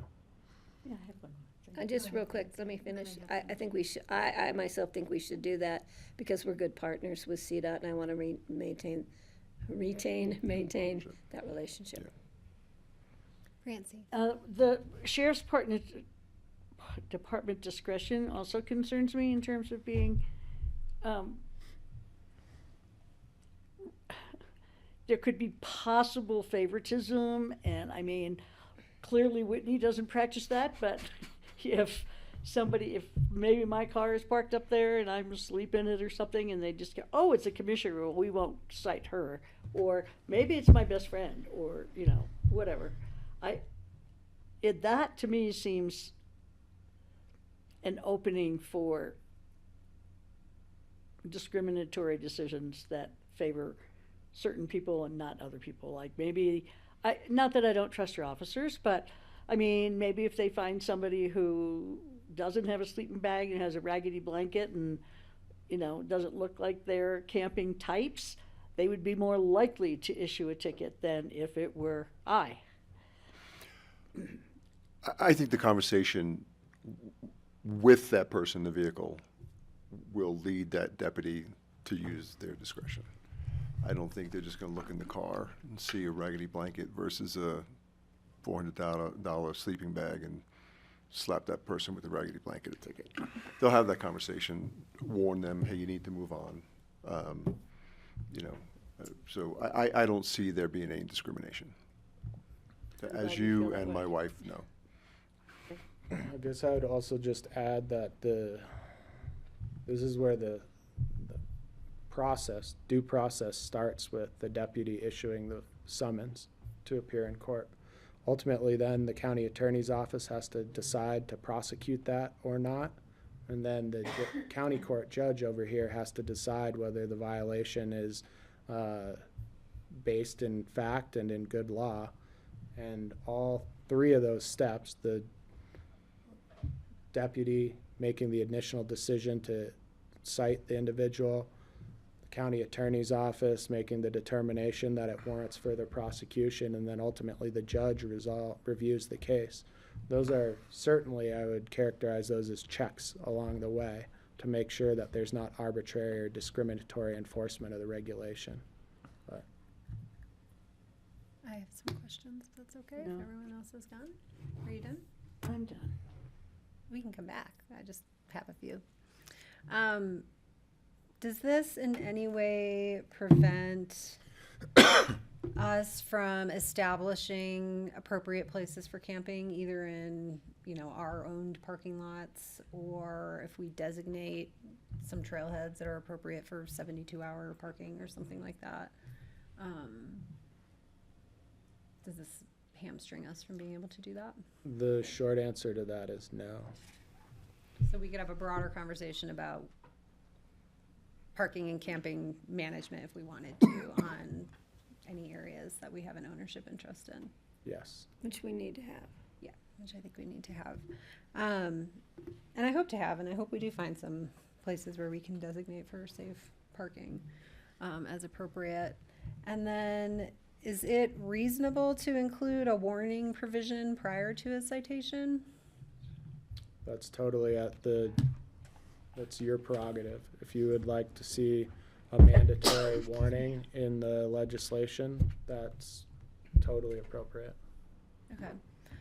I would hate for people to enter sort of into this judicial kind of process and, infractions prior to having some opportunity to correct. And I don't know if that shows up in other ways that policing happens, if there's an appropriate analogy where it might make sense here too. So I don't know. I'll look to you. Is that an appropriate request or not?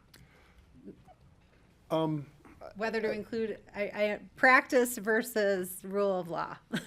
So you engineer it, you educate it, then you enforce it. So I think there's that education part of it that will be the warning, right? I'll lean on Rye for this, but we'll have to change signs out there saying, hey, no overnight parking, first offense, $250. But again, I leave it to the deputies to use their common sense and discretion to don't go out there and write a $250 ticket on the first one. Have you had contact with them already and warned them? Because we do have a process that we can track warnings. Then then go ahead. If you feel that the second time you contact that person, they need a ticket. Yeah.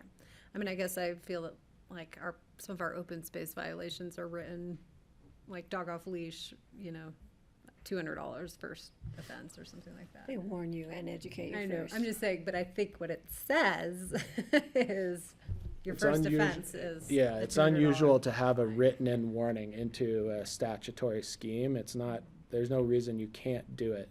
I think typically, my experience with seeing enforcement of the county code, whether that be with the sheriff's deputies and or open space rangers, is it's almost, by the time there is a first offense written, it is often not the first and often closer to the third or fourth time that there's been contact between that individual and a ranger or a deputy. But I would agree with that. So can I just tag on to that? Yes, Patty. Yeah, and I think it's been said, but to clarify again for public, it's kind of an unwritten philosophy again of the sheriff's office and open space and trails, that they would rather educate and warn than slap a ticket, for many reasons. But again, I think that creates a better relationship with our officers and our rangers, with the general public. People really appreciate that. Oh, I know I should have had a leash. It's around my neck, and thank you for reminding me. And I mean, you hear that a lot, and I think we'll find the same thing here. And I think when we hopefully enact this, if things rise up, we can always bring it back to the board for tweaks. This is, again, a first step into something that I'd rather get something on the books now than wait till it's become really a major issue in the future and we have some kind of public safety issue. Thank you. Francie. I don't think that all the sheriffs in the future are going to be like Bob or Joey or Michael in terms of their approach to transgressions. I would hope they would, because hopefully that's what the voters would vote for, but I don't think we can count on that. And I'm not going to support this because I don't think we're at a point where it is a tremendously major problem and we need to start fining people. I think you three are going to pass it, and that's fine, but just on principle, I'm not going to vote for it. And I think if we had a really serious problem, I might view it differently, but I don't see it as a really serious problem, and I'm not sure that's going to be happening. So that's where I stand. Okay, thank you. Other discussion? Good. Final thing is, would we like to notify CDOT? Is that up to the board to? Yeah, that's fine. Is anybody okay with that? I think as a good partner, we should let CDOT know what we're doing. And I to tell you the truth, in having talked with CDOT and met with the East of Aspen Caucus more than once, I think CDOT will appreciate our efforts because they're having issues also trying to keep their right-of-ways cleared for public safety issues, for snow plowing, for maintenance, for whatever. And I think they will appreciate the Board of Commissioners at least taking a first step into resolving what could become a major issue before it is a major issue. And I appreciate Francie's position, but I'm going to send the yellow school bus down to your neighborhood next. That is a problem.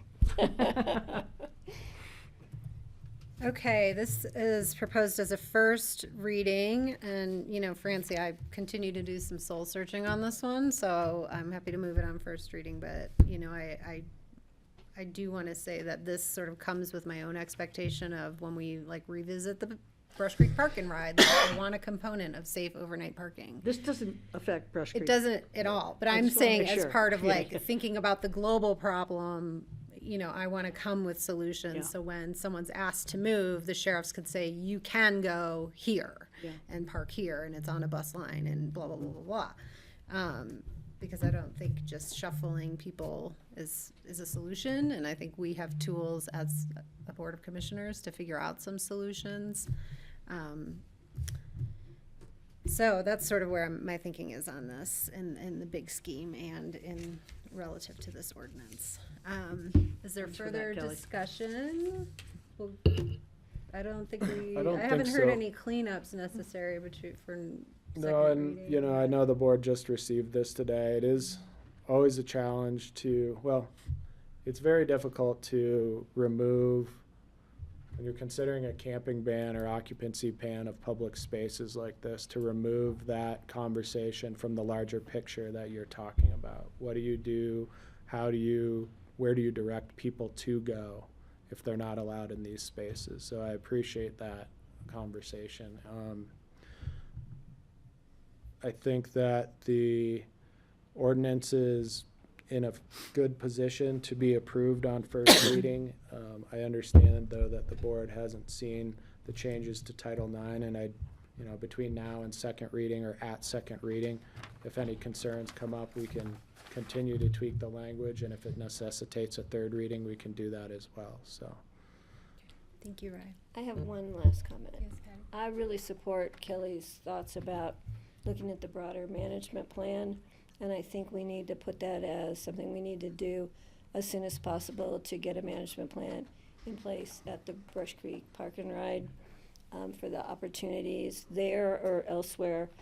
We need to have a place for people to at least do 24, 74 hours of driving through town or whatever, not living, but our visitors and guests who need to stop over for whatever reason, take a break, sleep, or whatever. And I think we need to do that sooner than later. And I think this is a great push for us to do that. Thanks, Patty. I just wanted to thank you, Rye, for the work you've put into this, and sorry to be in opposition. All right. Yes, Jeffrey. Just have one ad, Sure. for the manager's office, for the attorney's office. So pretty sure the 26th legislative session will have an update to fines, at the statutory ability of counties to levy fines. And so I'm pretty sure that's on the docket for 26. So Excellent. just Again. flagging that for future meetings. It's Yeah. following Tabor amendments and Good times. Yeah. I will make a motion if you would like. Please. I'll make a motion to approve the ordinance as before us, bring it back for second reading, public comment on, January 14th, 2026. Yep. Thanks, Patty. I will second, as the soothsayer to my right predicted. All right. All in favor, please say aye. Aye. Any opposed, please say nay. Nay. Thank you, Francie. All right, 3-1. I think this is a good moment for a break before we you. head Thank into you. public hearings. Sheriff. Thank you, Sheriff. Nice to Sheriff. see you. Happy holidays to your Same to you family. all. Let's take, how long, do folks need 15 minutes? Yeah, that would be great. Okay, 2:00, we'll be back. Thank you.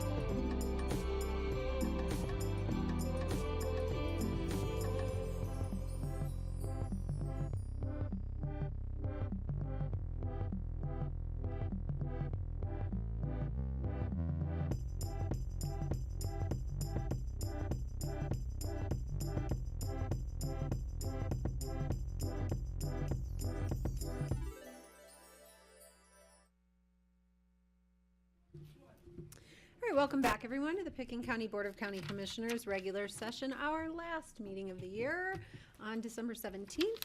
We are moving on to our public hearings. Item number 13 is a resolution of the BoCC approving the fourth quarter budget supplementals. And we can invite our budget director, Connie Baker, up. Hi.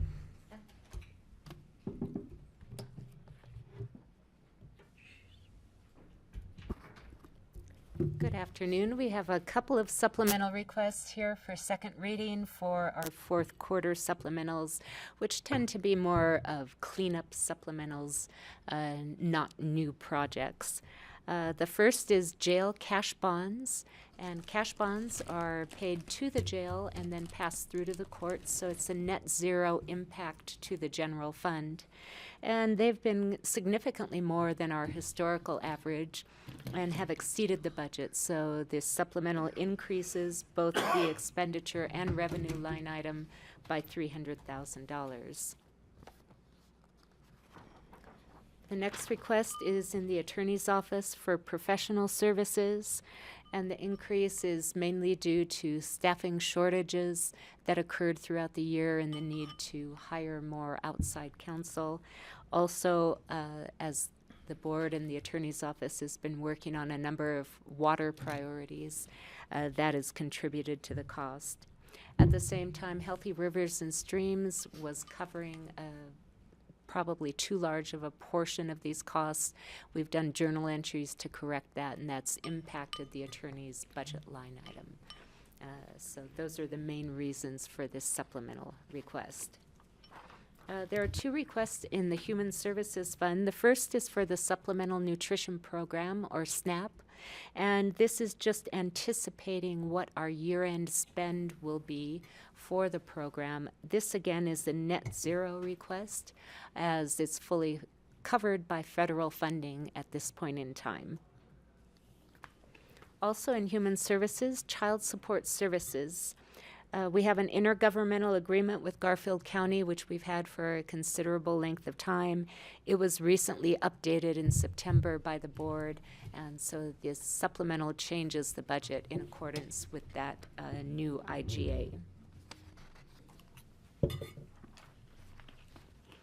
For workers' compensation premium in the risk fund, mid-year, there's always an audit which is done, and there were adjustments made to our premium based on the actual payroll costs versus the projected payroll costs, and also the addition of a number of new FTEs. So there's a $90,000 increase to the premium. And then the last request is for RAFTA's Zero Fare pilot program, and that occurred in October and November. The EOTC, through the county's Transit Sales and Use Tax Fund, is contributing $270,000 to cover the cost of that project. Are there any questions on these supplemental requests? Any changes from first to second reading? No changes. Okay, thank you. Other questions for Connie? Okay, this is a public hearing. I will open it up for any comment from members of the public who wish to comment on our fourth quarter budget supplemental. If you're online, please raise your hand. Seeing none. Dad's bat phone. All right, any discussion, or is there a motion? Motion to approve resolution of the Board of County Commissioners approving the fourth quarter budget. Oh, you gotta put your mic on. I would like to make a motion to approve a resolution of the Board of County Commissioners of Pickens County, Colorado, approving fourth quarter budget supplementals. Thanks, Jeffrey. Is there a second? Second. Thank you, Francie. All in favor, please say aye. Aye. Aye. Thanks, Connie. Thank you, Connie. All right, item number 14, also a public hearing, is a resolution of the BoCC approving an agreement with the Roaring Fork Transportation Authority and Holy Cross Engineering for the Aspen Airport Business Center Integrated Clean Energy Microgrid Project. Hello, gentlemen. Welcome back on this topic. Good afternoon, Commissioners. I'm Michael Port, Climate Action Analyst. I'm Kevin Warner, Construction Assets Manager. You've been hearing about this project for many years.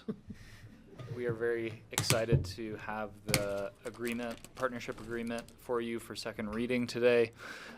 You know a lot of the details of the project already, so we won't go into those, but we really just want to thank the partners for their support on this project and working with us over this long time period to get this project where it is today, and also the many county staff that have had their hands in this project over the years.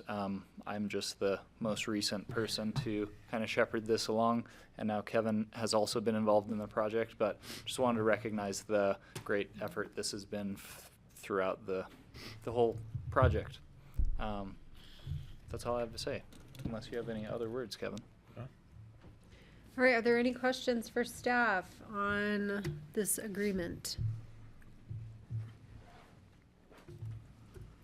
All right, let's go to public comment and see if any members of the public wish to comment on this microgrid. Just want to note we have David Pesnicek from RAFTA on, who was able to join remotely. All right. And if he Let's felt see. inclined to say Yeah, anything, he David, can would you he like can to unmute, but say no something pressure for to do RAFTA? so. Go ahead. Okay, good.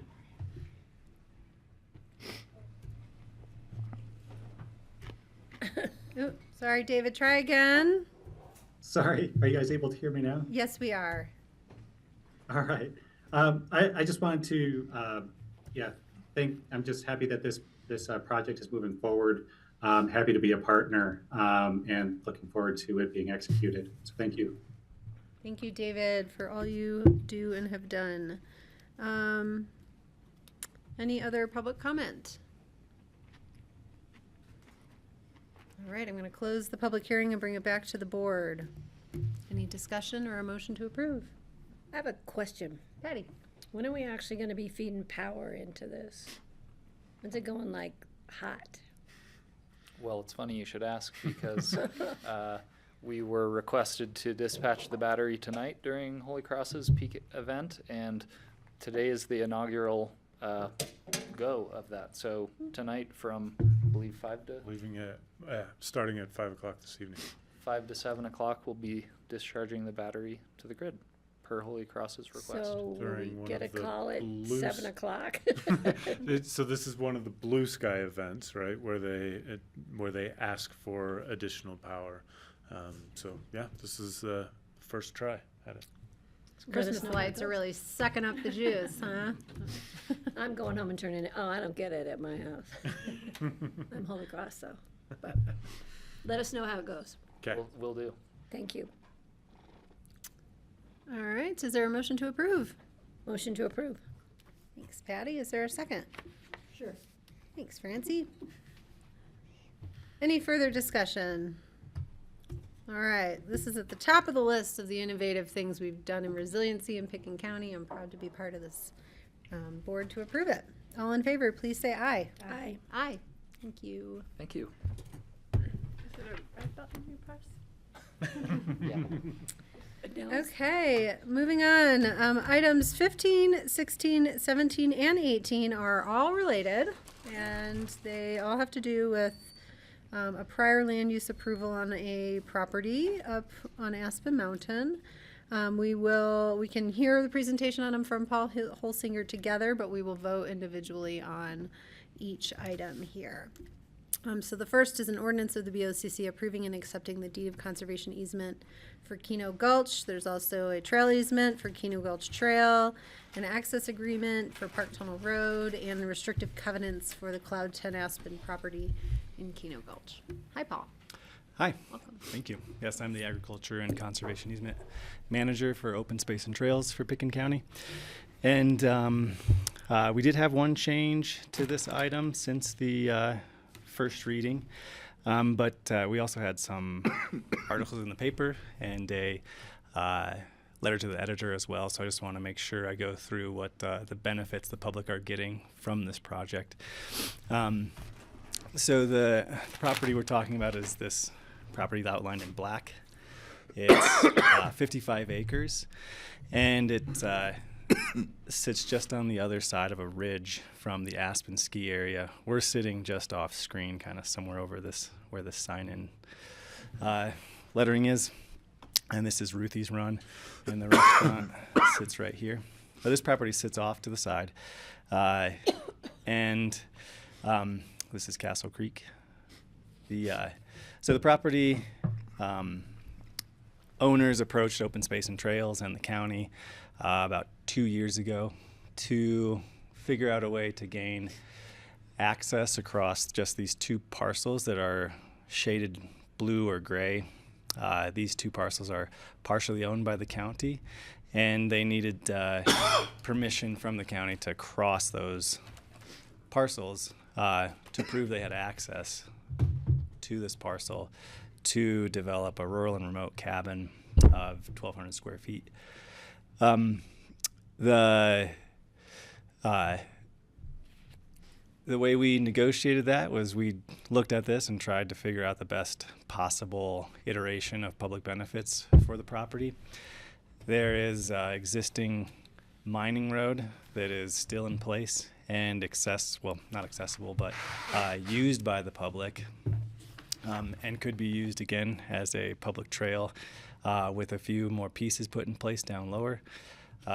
This gulch, Keno Gulch, is you can see it from the music school, and people do ski it in the winter.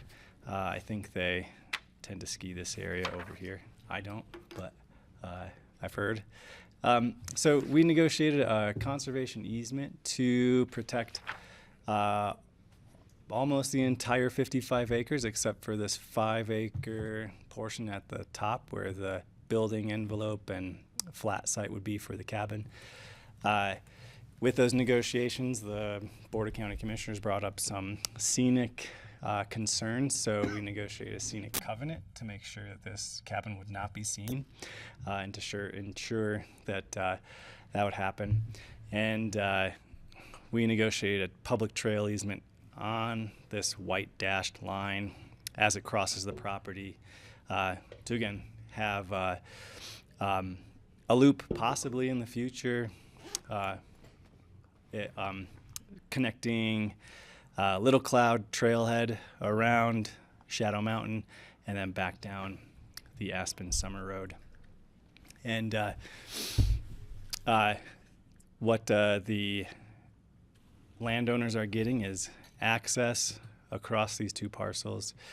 We also said that they cannot improve this beyond how it's already established, so no major improvements to the road, and no motorized vehicle access in the winter across that. And I think one of the article maybe said there was snowmobile access in the winter, but that's not true. This is skiing in the winter or snowshoe, but it is accessible in the summer. Or walk in this one. Or walk in, true. Right now, maybe, yeah.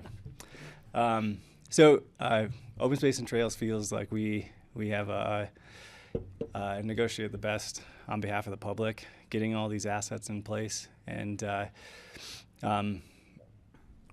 we're ensuring that this property is going to stay mostly conserved, and the rural and remote cabin is going to just comply with what's allowed in the zone district currently. So 1,200 square foot cabin. They were able to obtain a development approval this October, which necessitated us going through and making this exchange of easements happen. Here. So the change that occurred on the conservation easement, we spoke about commercial uses and what would be appropriate with the conservation easement and how that might look. And the school is down here, and we do know that they do use this alignment currently, and they skin up and they ski back down to school. And so a reasonable hypothetical situation could be the school wanting a commercial use to ski that trail or do something like that. So we did keep our commercial language in the conservation easement, but we did put in that the grantee, Pitkin County, would have to approve any commercial use that occurs on that property, just in case something came up, and we wanted to make sure that this was all in alignment and preserve the conservation values of the property. Otherwise, all these other documents have been negotiated and are good with us. Any questions? Francie. I wonder, did you ask them about hunting, and did that go anywhere about hunting on this property? We didn't bring that subject up.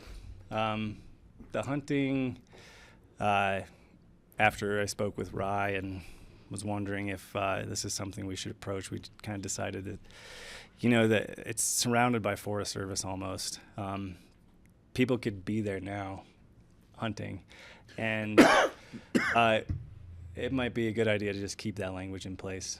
And with our commercial language now, with a grantee approval, we feel comfortable just leaving it in place as well. So there is a unit up there for hunting? I don't know. Yes, there is I'm a not unit familiar. up there for hunting.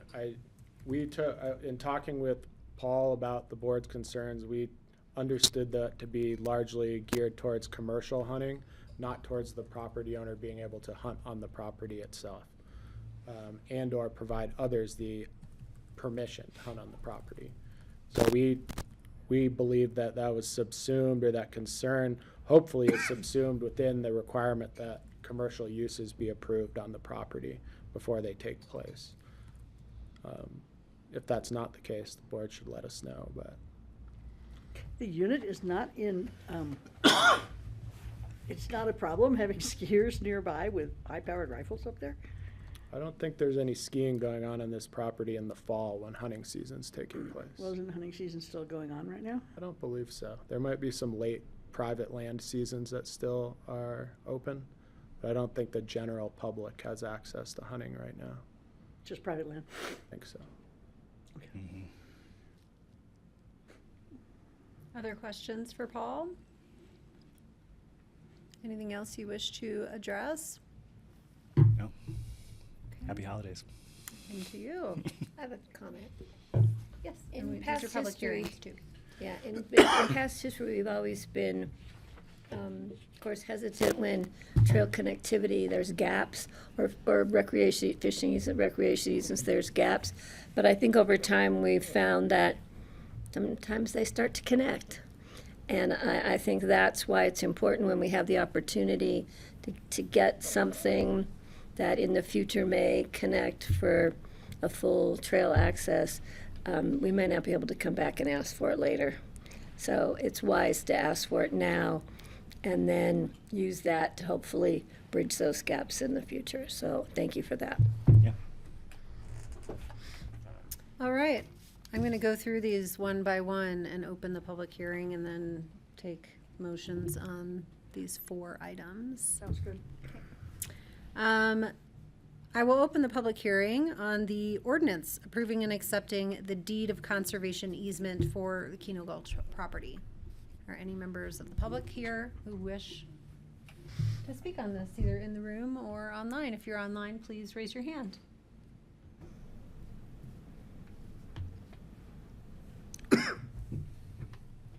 Okay, seeing none, I'll close the public hearing and I'll look for a motion on the deed of conservation easement.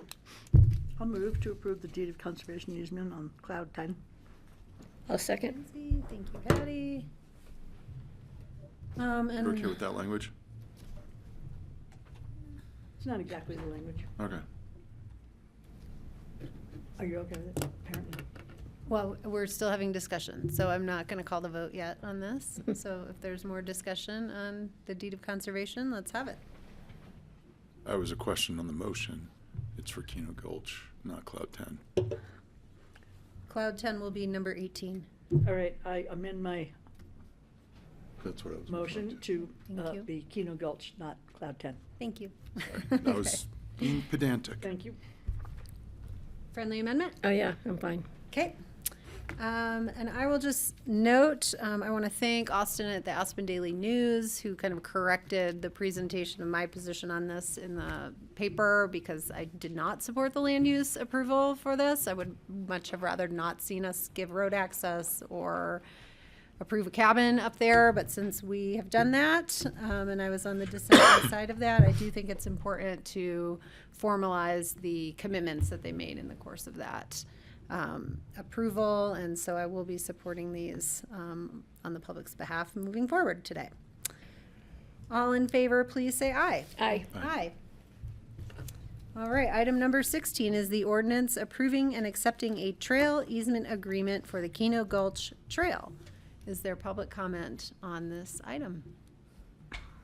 If you are online, please raise your hand.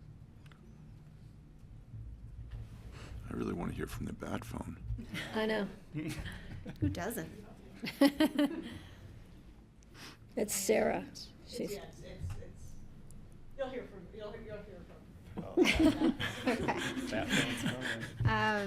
I'm going to close the public hearing on the Keno Gulch Trail easement and look for a motion or further discussion. I would move to approve the ordinance of the Board of County Commissioners of Pitkin County of Colorado approving and accepting a trail easement agreement, Keno Gulch Trail. Second. Thank you. Any further discussion? Hearing none, all in favor, please say aye. Aye. Aye. Item number 17, this is an ordinance granting an access easement agreement for Park Tunnel Road. Is there any public comment on this item?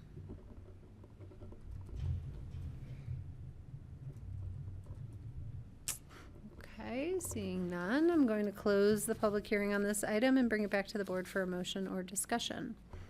I'll move to grant an easement, or to approve the ordinance to grant an easement, access easement agreement, Park Tunnel Road. Thank you, Francie. Thank you, Jeffrey. All in favor, please say aye. Aye. Aye. All right, item number 18.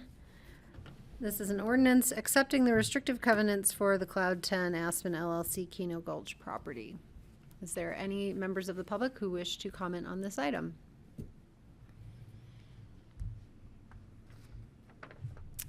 Seeing none, I will close the public hearing and bring it back to the board.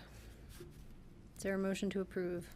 A motion to approve an ordinance of the Board of County Commissioners of Pitkin County, Colorado accepting restrictive covenants for the Cloud 10 Aspen LLC Keno Gulch property.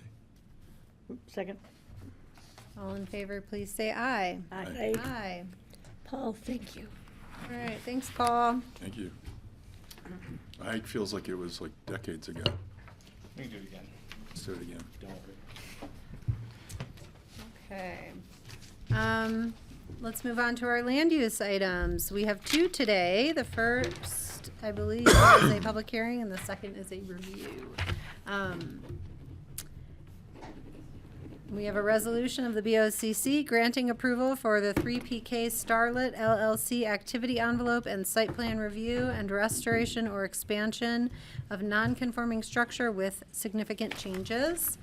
We did hear this on a first reading back in November. Welcome back, everyone.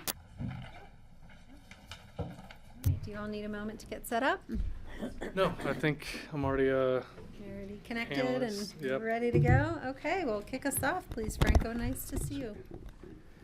Yes, this is the continuance of the 3PK Starlit LLC activity on open site plan and expansion of non-conforming structure with significant changes. Let me just get my slideshow up. Okay, Share.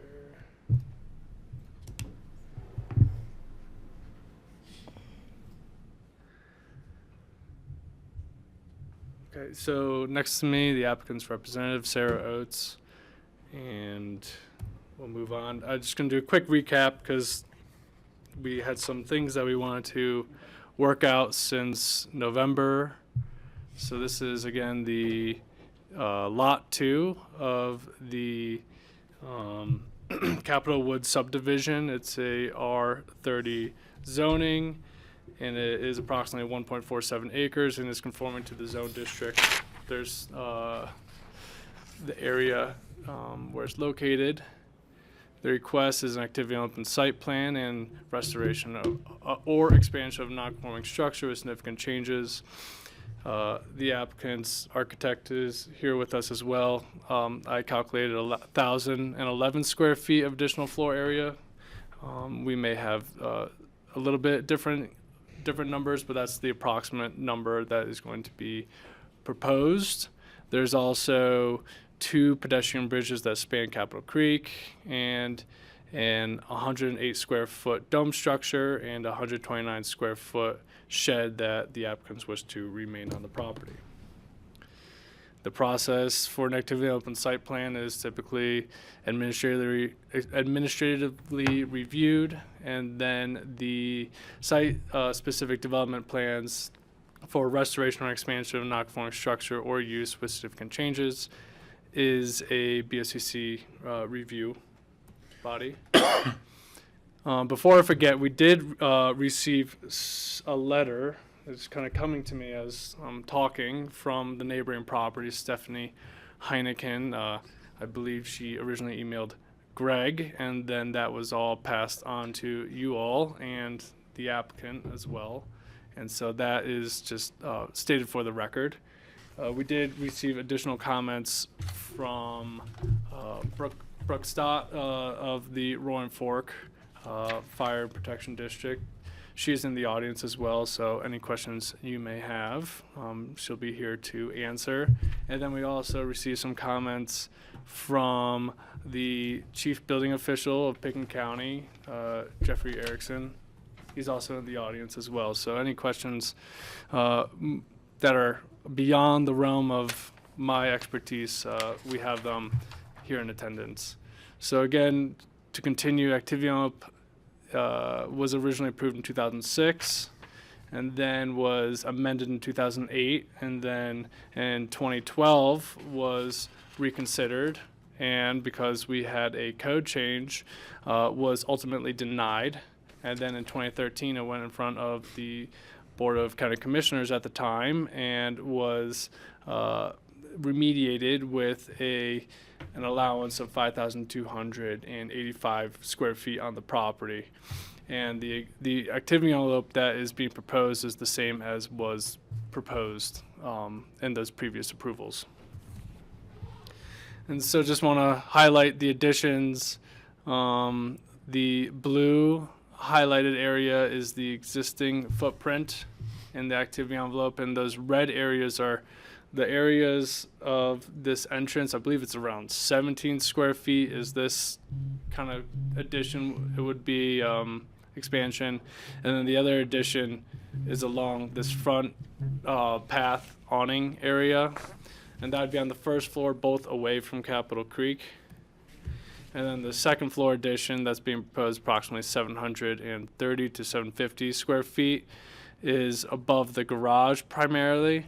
And this is kind of the rendering looking from Capitol Creek Road. And you could see in this kind of below and above, I don't know what you call that, elevation, it's kind of the second floor pop out for that new primary suite in the house.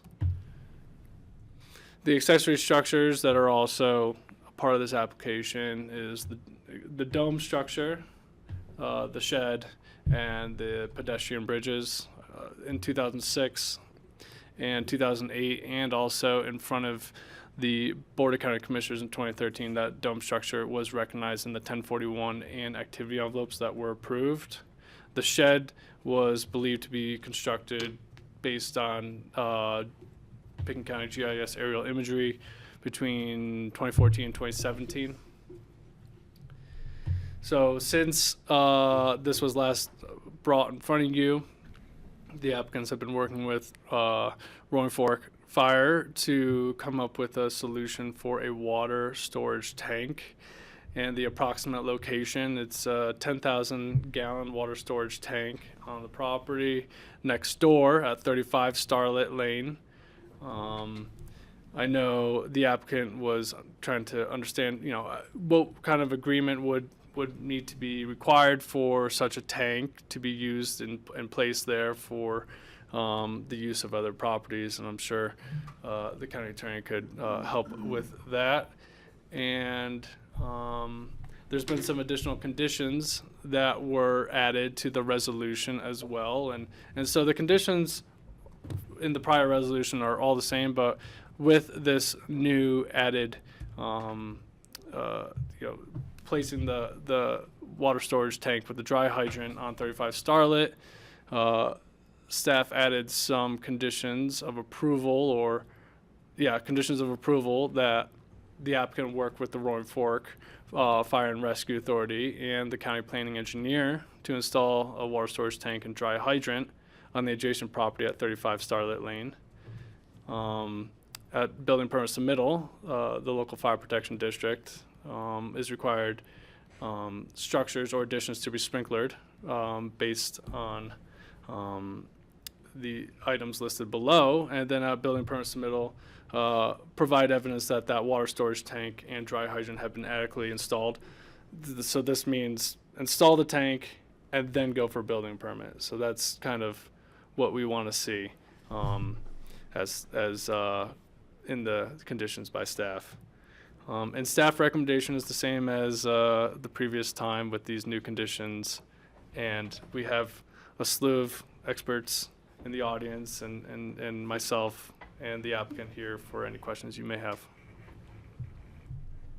Okay, questions for Franco at this point? Patty? So what was the resolution of the shed that did not have a permit? Does that have to be removed from the property? That's correct. Okay, but the dome by the 1041 is okay to stay. And there were some safety issues, I think, for the bridge crossings, pedestrian crossings, which I think the applicant was comfortable with. Okay. And the fire one, based on the letter we received from our building official, it appears to me that it meets code right now, but it's really up to the Roaring Fork Fire District at the time of building permit, right? That they comply with X, Y, or Z as far as fire. Because, public safety, fire mitigation, fire prevention is a huge issue throughout Pickens County, throughout the West.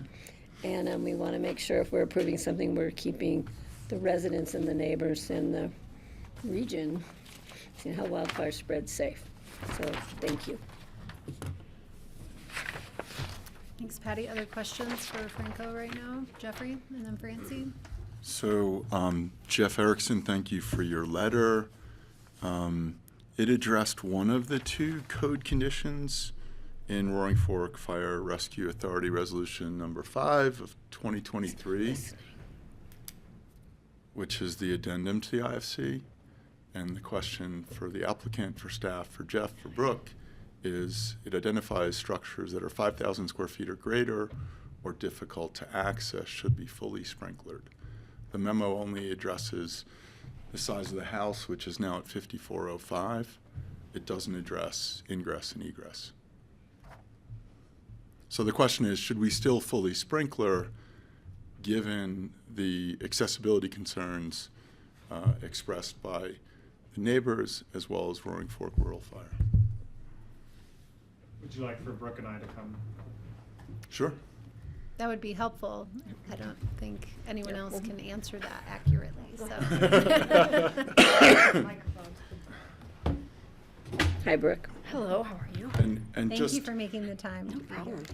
And just the other question would be, given we requested this to be sprinklered once before, why would we be more lenient with a larger structure, larger package, and no corrections to accessibility?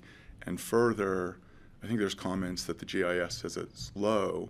The layer in the code that we currently use is a couple decades old, and so it no way matches the state requirements, which far exceed the 20-year-old state forest layer that people seem to reference. Right. Let's start with access. Yeah. So when we met on site there, and this has gone back to a couple decades now, right? I think there's the topography, the issue with the property line with the neighbor to the north. That is probably not going to allow any change to that property line to expand that driveway. So at best, that driveway in certain areas is going to be 16 feet, pinched down to 15 to 12, and then it's almost like a dirt road up to whatever construction's down the way. So yeah, when this was originally brought up back in 2008, 2012, access was definitely one of the issues that was built. Former Fire Marshal Bill Harding brought up that access is not, we're going to get in truck in there and then that's it. We're going to have to back out. And there's really no means to have a fire truck turnaround within 35 or 37 Starlit. You can, their driveway is like right there, their garage. So the access is difficult. So in order to remedy the access issue, the other amendments or conditions put on this application of sprinkling the house and water are our first priorities on the life safety part. When we were just talking, I think we've got some room that we can get to both issues of sprinkling just the new additions to retrofit a whole house that if they're not going to change anything inside, they're leaving the ceiling, the roofing as is, and just doing an addition above the garage and that bump out to that other bedroom, sprinkling just that is fine. It is unprecedented to retrofit and have somebody tear through their whole house to put in sprinkler systems. I've never even heard of that in our jurisdiction. So adding the water, which the 10,000 gallons, I'll tell you, it's going to be tricky on that area that we figured out. And that's why I was saying, like, I have to have civil plans now. I have to make sure that the hookup for us when we have a truck, are we going to be on Starlit Lane or are we going to be hooking up on East Soapers Creek? Because now we've pretty much taken East Soapers Creek Road, which will probably be shut down anyways, but I've got to see how our trucks are going to make this work, which I think we can. I think we can make this work somehow. I just have to have civil plans, work with the county engineer on that. But I think we can protect the new habitable space upstairs, have that sprinkled.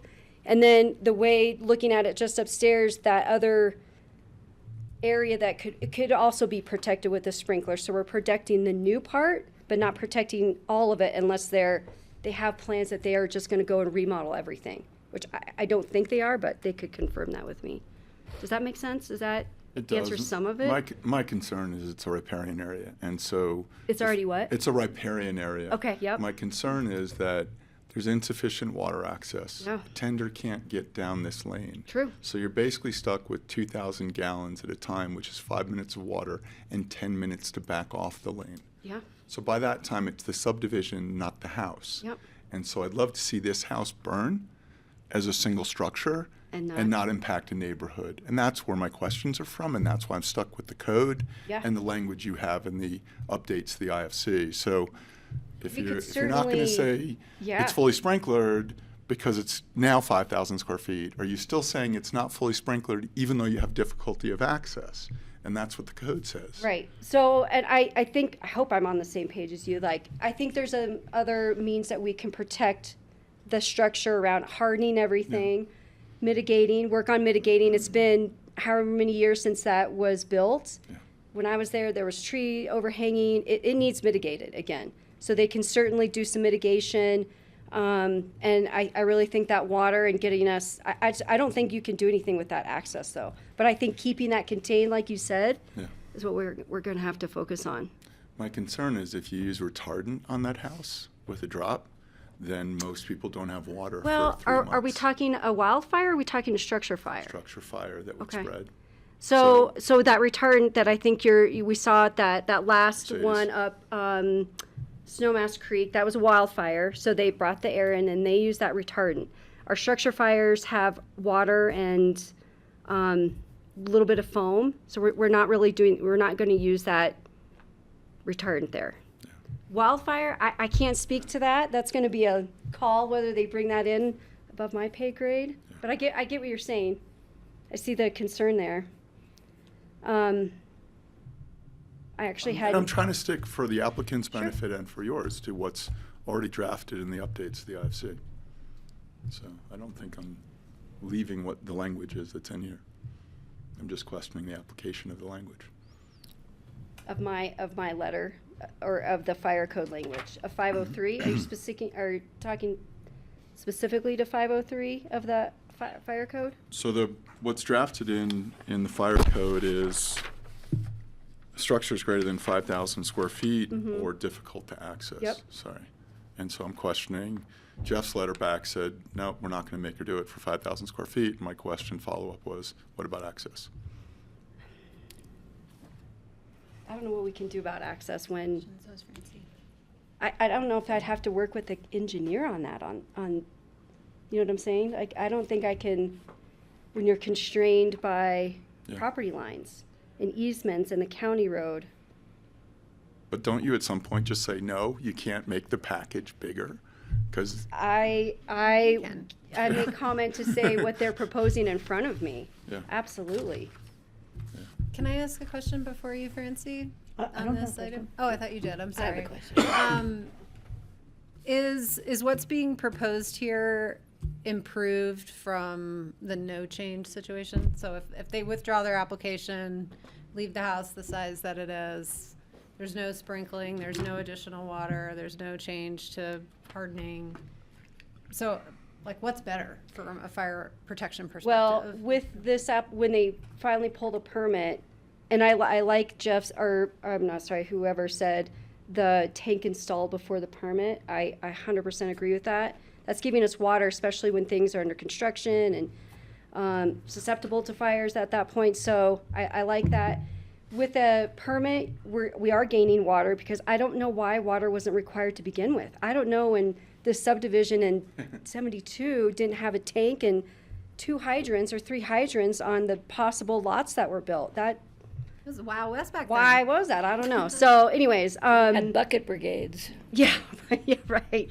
So yeah, it would because we're gonna gain water. Okay. And honestly, and protecting the habitable space and saying you got to get your mitigation going, harden your house, get rid of your mulch, do things like that. That is improving it if they just didn't pull a permit at all. Okay, thank And you. That's adding helpful. fire suppression to the addition that's on top of the That habitable existing space. Yeah. house is better than no suppression at all. I would argue. Thank you. Patty? Yeah, I brought this up at the last hearing, and I'm going to bring it up again. And you actually keyed me into it, was remodel. I would like, because it's a perfect time to sprinkle your house if you're ripping it apart. Sure. I don't want somebody to go in and not touch a portion of their house and say, you got to rip it apart to put in sprinklers. But in this case, if they start removing drywall, they start removing roofing, 100%. it's a perfect time. And so I would like to give the applicant the option. You either don't remodel, or when you remodel, you sprinkle the house, because that's in the best interest of safety of the family who's going to live there.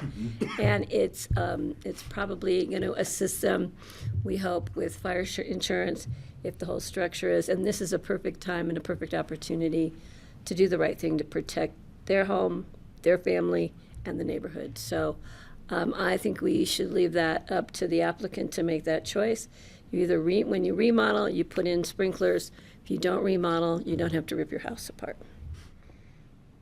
I don't know how to put that in as a condition, but I would like to offer it again because That's what the code I just want to. says, fire code. Well, I just want to be clear on what you're saying because I'm a little confused because they're adding on to the house. So you're talking about just if they touch what's already existing. Right, the new part, if they take off the roof in the existing part or and put in new canister lighting or whatever they choose. If they're going to disrupt the existing house, it's a perfect time to put in sprinklers rather than say you have to put in the sprinklers and rip up your whole house. That make better sense?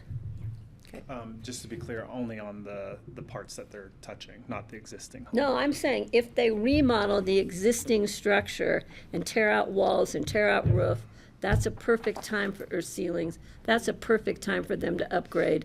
I'm not saying that they have to do it now if they don't remodel, because that's telling them, go rip your house apart when you don't intend to rip your house apart. It says, if you're gonna rip your house apart, now is the time to put in those life safety sprinkler system to protect their family, their home, and their neighborhood. But I don't know how to write that in. There is a couple places in the resolution where adequate area, Roaring Fork Fire and Rescue, they talk about, the adequate area for, applicable codes and requirements of the Roaring Fork Fire and Rescue Authority, including but not limited to access, adequate area for turning movements of fire equipment, installation of approved fire sprinkler system, or provisions for adequate water supply. So I know when, I think it was an email with Flynn, the applicant, architect, and Brooke, there's a point where at time of demo, you do a walkthrough, is that correct? Yeah, we could, I would, this was a great time. Today was like, how much work is actually going to be done inside? Is it of the existing of the structure. existing part? We know what the addition part is, and there is some parts on the that show like some new walls and stuff. But and that would be a question like, do they want to remodel the stuff? Do they want to? Well, wait, we can have them answer that Okay. later, but my statement is, if they choose to remodel the existing structure and they're going to do disturbances in this area that would be appropriate for a sprinkler system, then I think they should install sprinklers.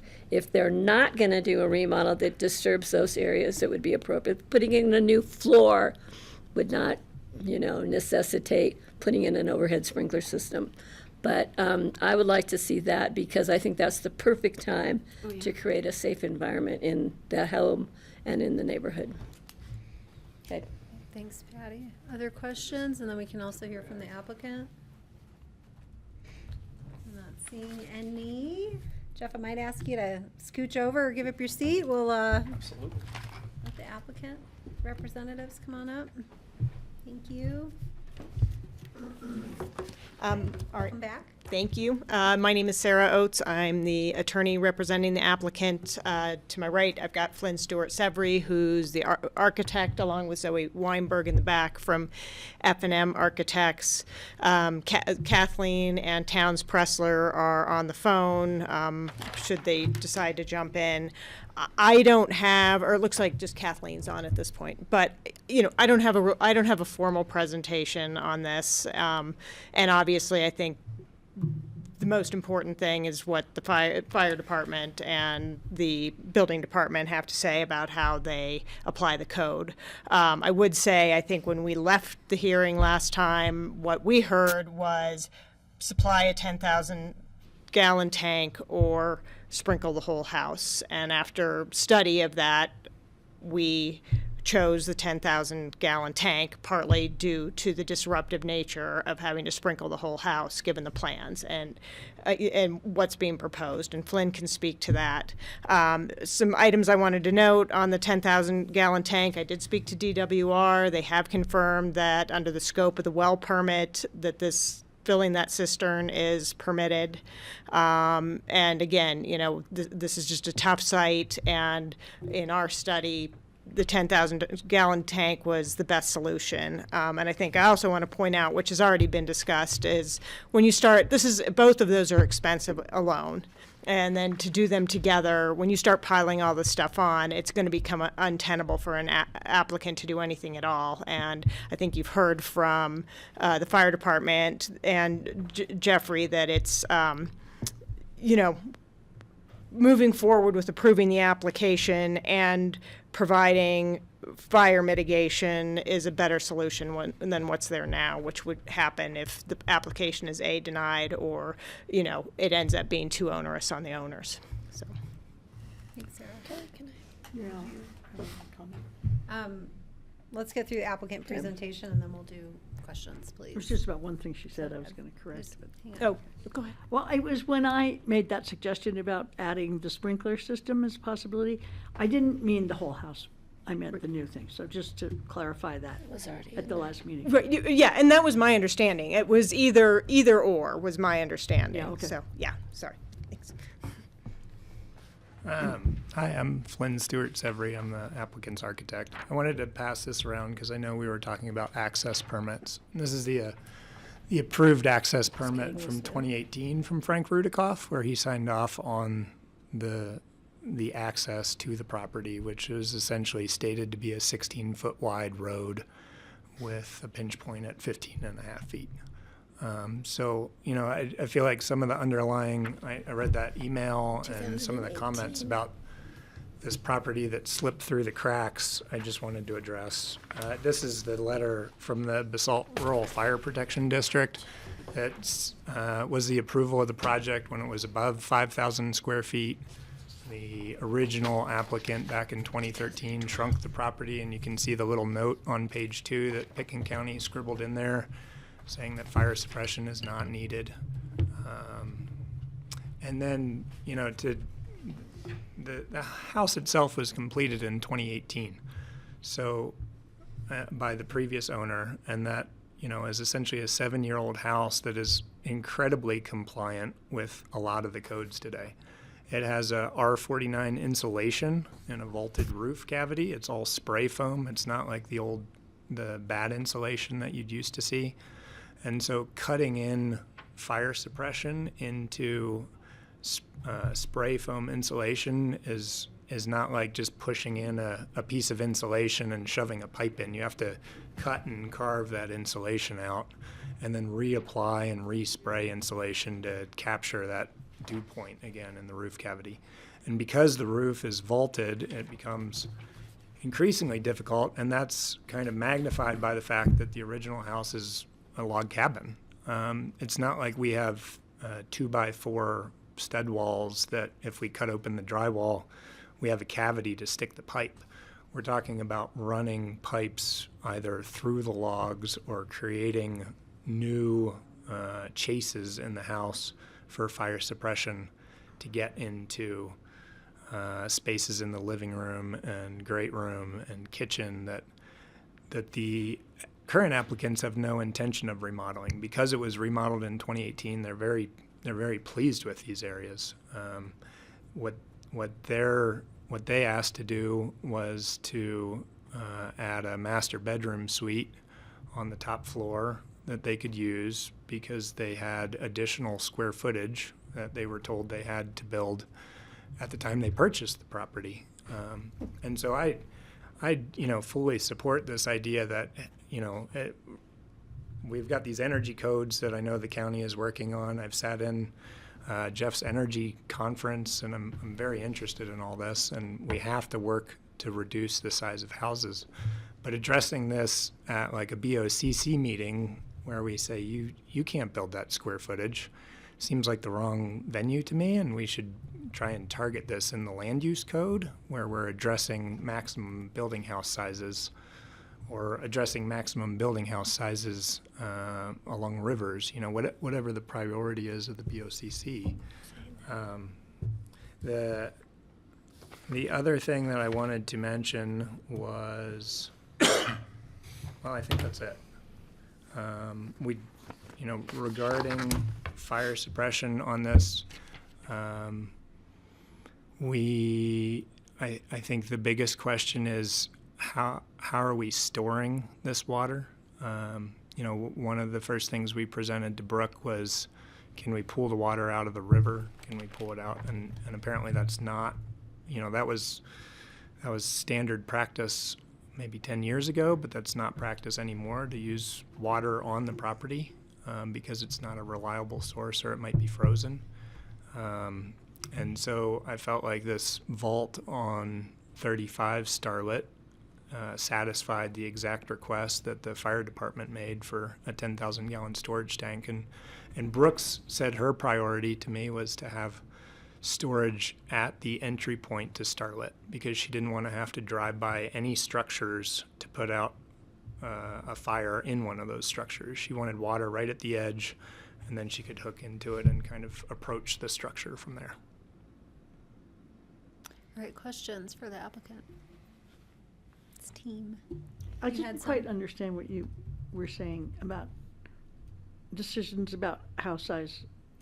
Could you clarify what you were saying there? Because we have certain house size regulations, and we're not telling this person they can't build this size house. I'm confused about what you meant. Oh, I thought some of the things that Jeffrey said implied, like, why are we allowing additional square footage to be added? And, what, you know, if it, and maybe I misunderstood him, but I know I read that kind of in the email from the neighbor who didn't want this addition to happen as well. So if I misunderstood Jeffrey, let me address that email instead. Let me clarify. So, according to the Roaring Fork Rural Fire, Resolution Number 5 of 2023, any building 5,000 square feet or more, or in a location that is difficult to access, as determined by the fire code official, shall be equipped with an approved automatic sprinkler system, including the installation of a fire department connection. And it goes on. So we weren't debating square footage. We were debating the addition relative to the suppression requirements and where your house size will end up. Okay. So it wasn't debating home size at all. It was literally just saying, here's what the code says, the updates to the IFC, as per Brooke. Understood. I apologize. All good. Patty? Yeah, if you can work out a tank or 10,000 gallons somewhere, good luck. But, I mean, if that's supported by the Roaring Fork Fire District, that's part of this condition. If not, and you have to sprinkle the house, then if you just put on the public record that the owners do not intend to remodel, I want that documented and I want it to run forward. I don't know how we would do that with the property. If a future owner comes in and remodels it and tears out the roof, then the house needs to be fully sprinkled if they're tearing out the roof. But if the current owners do remodel, then they have to abide by fully sprinkling the house. Jeff, you have some clarity. I You need don't to- want yeah. to speak for Brooke, but Sit, so we can hear you on the mic. that would be a code requirement. They would, it doesn't need to be a condition. Okay. Because it would be required by the building and fire code. And I want future owners who come in and say, we're gonna remodel now, and we didn't put it on the public record that we weren't gonna remodel. So I want it to kind of be clear that it kind of runs with the property, that if a remodel is done that disturbs area that would be appropriate for a sprinkler system, the sprinkler system will be put in to cover the entire structure. If it's over 5,000 square feet in Roaring Fork Fire, it would be sprinkled. Okay. An extensive alteration happens. Because I can move forward with this based on the parameters and the conditions from the Roaring Fork Fire District. Based on you either have a water tank or you do sprinklers. And I think sprinklers are going to be difficult. Access is probably out of the question. I don't like sending fire trucks up Red Mountain. I don't like sending our first responders up there because there's no way out. And I feel the same way. I was involved with the fire department for many years, and my father-in-law would never do that with his trucks and his firemen. So I hate it, but sometimes lots are constrained, and lot lines are quirky. But yeah, I think the conditions for permitting should be you have a tank or you do sprinklers. And if you remodel the structure, so it's to expose the roof, or I'm sorry about the insulation, we're not talking energy code. I'm sorry that you would have to disturb it, but life safety to me takes precedent. Okay, other questions for the applicants? This is also a public hearing. Could I, Go ahead. while we have Jeff here, you know, one of the things that we deal with a lot is when we expose a certain percentage of the building envelope, then we bring the whole building up to code. And I think this ties into what you were saying, Patty. But, you know, if we were to fire suppress the entire house, there is a trigger here where if we pull out all the insulation to add fire suppression, then it goes across Jeff's desk and he says, you know what, now you got to update your whole building envelope to current codes too. And that's kind of an additional threshold that I don't think we've talked about. I don't think it's the intention of the BoCC, but it would be helpful for Jeff to have some guidance, and maybe he doesn't get guidance from you. Maybe he has his own guidance, but you know, I'd like to. We always take it, but we try. I'd like to understand, you know, how Jeff reviews that. You know, if we can't get the water storage tank in, and the condition is okay, now you're going to sprinkle the house. how is Jeff going to review this project where we're not pulling off all our siding and adding continuous insulation around the entire building shell? I think you're reading too much into it. My thing was, if you Perfect. don't have a tank and you remodel and you expose areas that would be appropriate for a sprinkler system, you put it in. It has nothing to do with ripping out your insulation. It's not my purview, not my problem. It's a matter of if you're going to do a remodel that disturbs the areas that would be appropriate for a sprinkler system, and you can't do your 10,000 gallons, you sprinkle the whole house. Right. Okay, do you want to talk to that, though? Because I think it does question about if this triggers other areas of the... So I think the square footage or the percentage threshold that you're talking about is an energy code related thing. If you demo 75% of a building's thermal envelope, now you're coming up to new build requirements. In a case like this, we would lean on the fire jurisdiction to tell us if it's appropriate for a fire suppression system. I think what happened, just to clarify what happened with this specific project, is in 2016 they came in for a change order to reduce the square footage below that 5,000 square footage threshold down to 4,350, I think. And our team didn't send it back to the fire department for review. They said, okay, it's under that 5,000 square footage threshold. They weren't looking at it from an access perspective. So in 2017, when they're getting final building inspections, the fire department goes up there, the house is done, it's built, it's ready to go. And they're like, well, what about the fire suppression? And I think a compromise was made on the access, that inspection report that you sent around. So I think that's, which didn't happen. So my thing is not about 75%.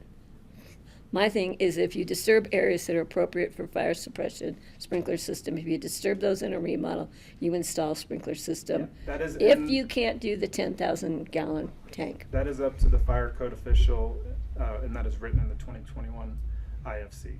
So Well, fire we're code the official- approving body here, and I would like to think that we have some purview into life safety issues, and it just makes sense.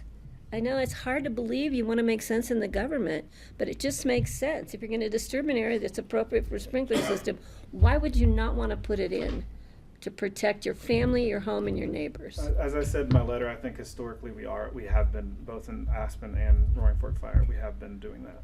Okay. Other questions? Well, I guess have a I'm just question. kind of wondering where we stand. It seems to me that we've heard from the fire district that a tank is sufficient, and we've heard from and we've heard that the tank will be installed before the final permit is issued. And why are we still talking about it? I don't understand. I can answer that. What's going on here? Where are There's we? uncertainty about where to put a 10,000 gallon tank. And if that doesn't happen, we have to have a backup. Yeah, I know, I understand, and I get what you've said, and I get it.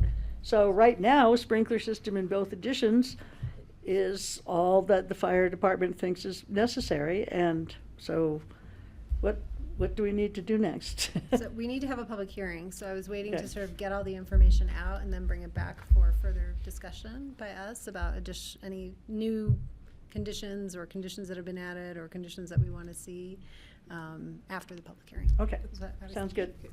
Chair, may I make do a want to point of go to clarification? Rye, Thank and you. then I'll go to applicant, and then we're going to go to public hearing. Right. I am a little confused about where we are. I thought the applicant is saying they are going to install a 10,000 gallon tank. So And sprinkle the new. well, and sprinkle the new portion structure. I get that. So there's not a one or the other here. We're just going to install the tank. Correct. That's the condition of Correct. approval, as I understand it. Correct. And we've identified a spot, and I don't know if you guys want to see it. Franca wants to pop it back up, but it's on 35 Starlet on the corner of Starlet and East Sopris Creek. And Brooke's been out there to look at it with Flynn and Zoe, and so everybody's blessed that location. So there's no question of where the location's going to be. Just to clarify. And this tank was a tank that was previously approved, like a similar design, similar diameter, similar depth. And so we've located that on the site plan. And you know, essentially this yellow area is non-developable area, and so the blue circle is the tank, and the circle around that blue circle is an ideal excavation ring. So we've got kind of this whole buffer where we can lay back the dirt to drop that in. Okay, questions on this? Brooke, you wanted to add I just want to add something that I know originally civil plans were not intended for this application. I need civil plans. I have to have like real detail on where, not just the dot, I said that in my thing. So I would like to make that part like, that has to, the civil plan has to be approved by engineering and myself. And we're fine with that Okay. condition of, was that in? Yes. Yeah, we're Okay, fine with that. okay. I just want to make sure Yes. dot's not, Yep, not yep. totally cut. Okay, Yep. thank you. So, Did you have a follow-up question? on yeah, this? so is Go the ahead. owner of 35 Starlet Lane okay with putting that we've got it in writing? It is the same owner, Okay. same entity. Okay. I will work with Rye to come up with a use agreement between the two, so that 37 Starlet has perpetual Okay. use of the cistern. And there's no encroachment on the county road?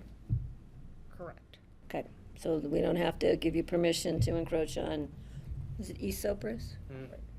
Yeah, okay. Yeah. I mean, we may need. If you can put it for in, like I'm a fine. temporary construction thing. I wanna right, see it happen. But not the actual thing, so. Before permitting. With approval of the fire department. Okay. Other questions? Are we, so the shed will be removed, the dome will stay, and the bridges will be improved, the pedestrian bridges for safety issues? The pedestrian bridges are just remaining as is. 'Cause we don't wanna- I couldn't understand what you said. The bridges will remain as is. Okay. Yeah. We just don't want them in high water ending up in the Roaring Fork.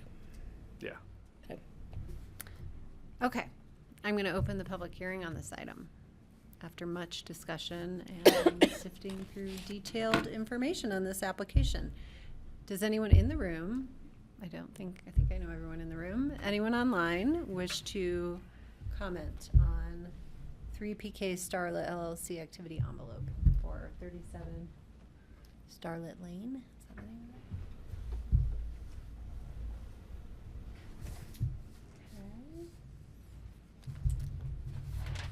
Not seeing any interest in public comment, so I will bring it back to the board. I think we have covered conditions of approval. I do have, yeah, I have one remaining, yeah.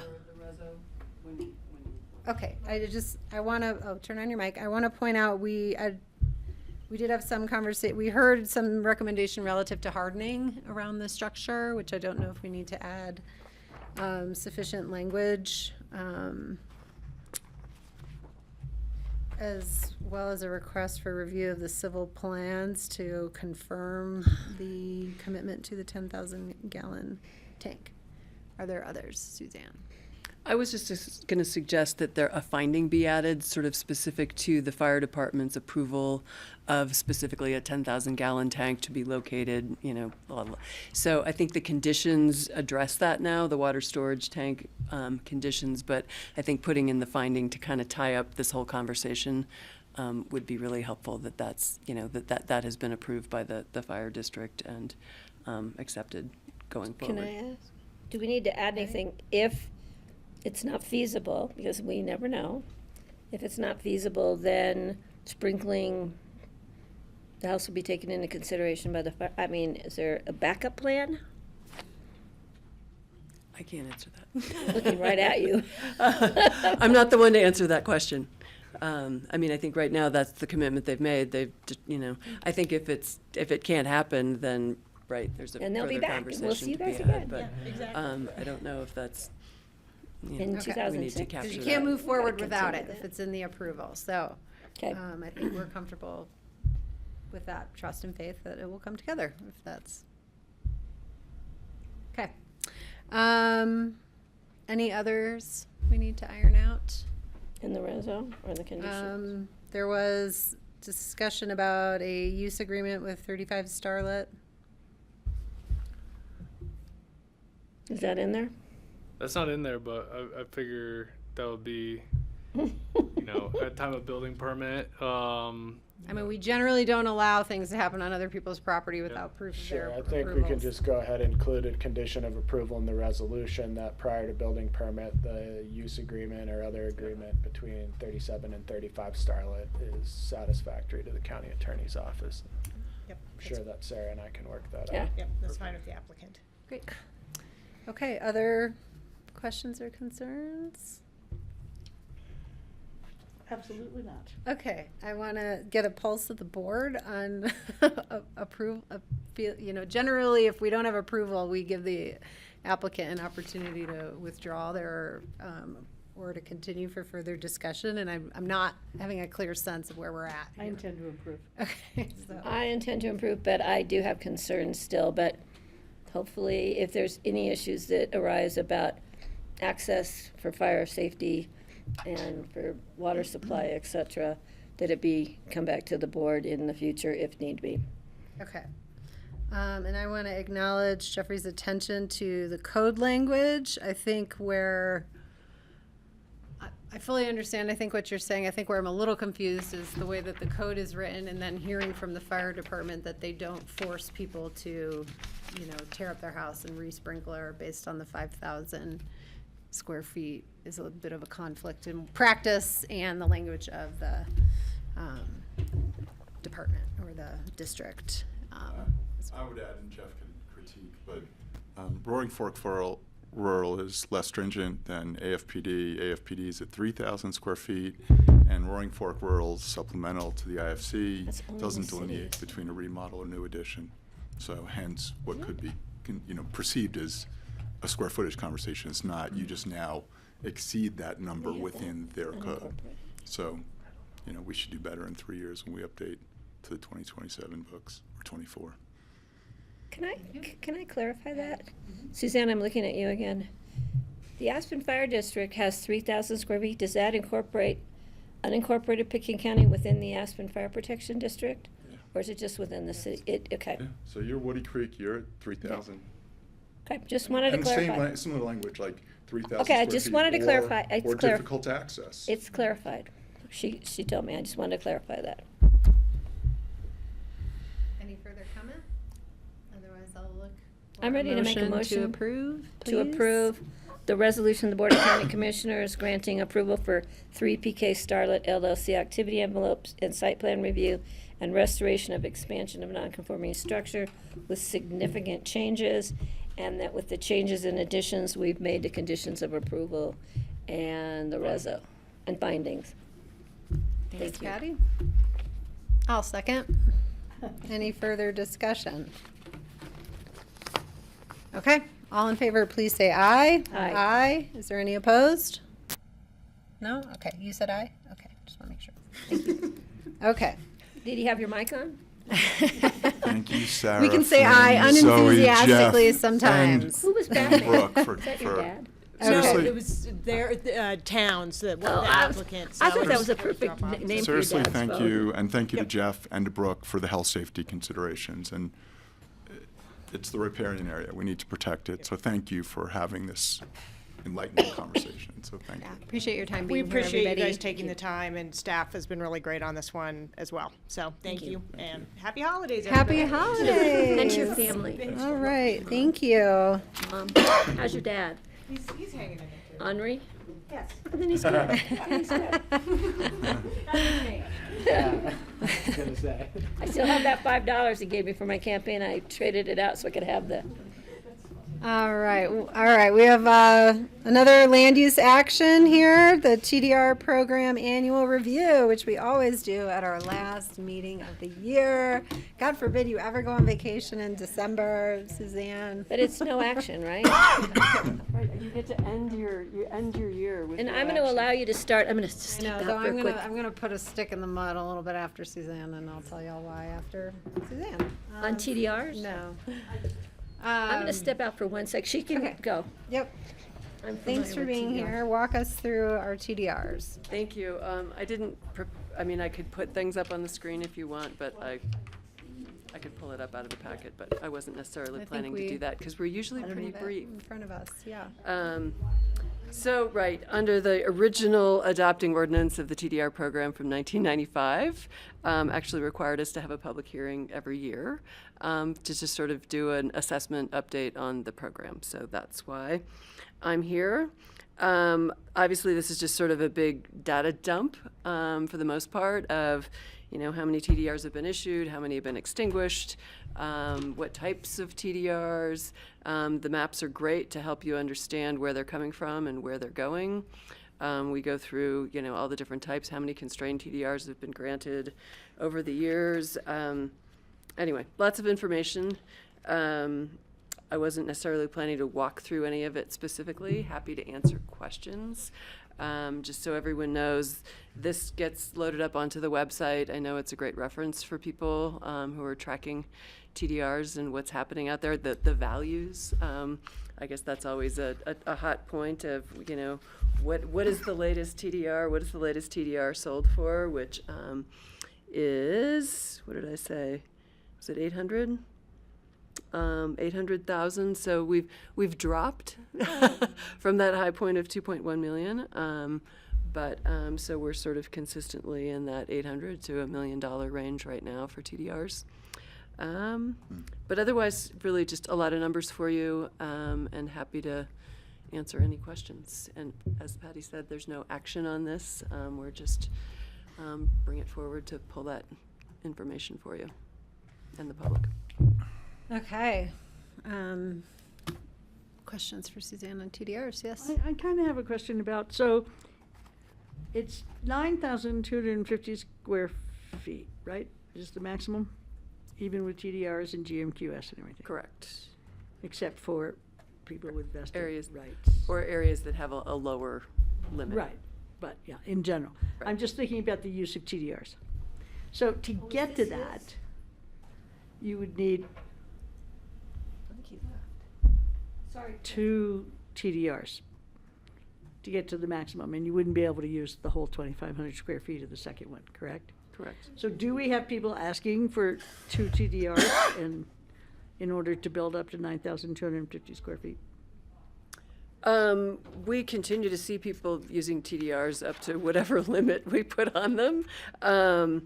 You know, again, I mean, I haven't, you know, we've always had that point where somebody was using a TDR and maybe didn't get to use the remainder because of where the cap happened. I'm not hearing any new complaints about that specifically. But, right, people, if 9250 is the limit, that's what people are going to come in and either ask for approval for, or if they're in the urban growth boundary that allows it without that special review, you know, they're coming in with applications to use those two TDRs up to the 9250. So, Yeah. And with the price down now, spending $1,600,000 to build $10 million more of your house, so isn't that impactful anymore? You look like you're No. leaned in for. I was curious. Yeah, because, well, we've extinguished 15 this year. Those will be built in the coming years. That square footage will show up on the ground and. right, and that's, you know, just so everyone knows, right, the Yeah. TDRs actually get extinguished when that building permit is going through our system. So, you know, right, those projects are ready to, you know, start building, as opposed to being earlier in the land use process. That's not when they're extinguishing the TDRs at the building permit point in time. Other questions? How's TDR reform conversations? What's going on with all that? Yeah. Well, we're making progress on the comp plan, which is the first step towards that. We had our last work session with the P&Z last night on the comp plan. So now we'll be, you know, pulling together the final draft that will then go through the public hearing process with the P&Z. We're looking to bring it to the P&Z in March. It will then be in front of you after that for the adoption piece of that. But again, that's, you know, laying our groundwork for moving forward with code amendments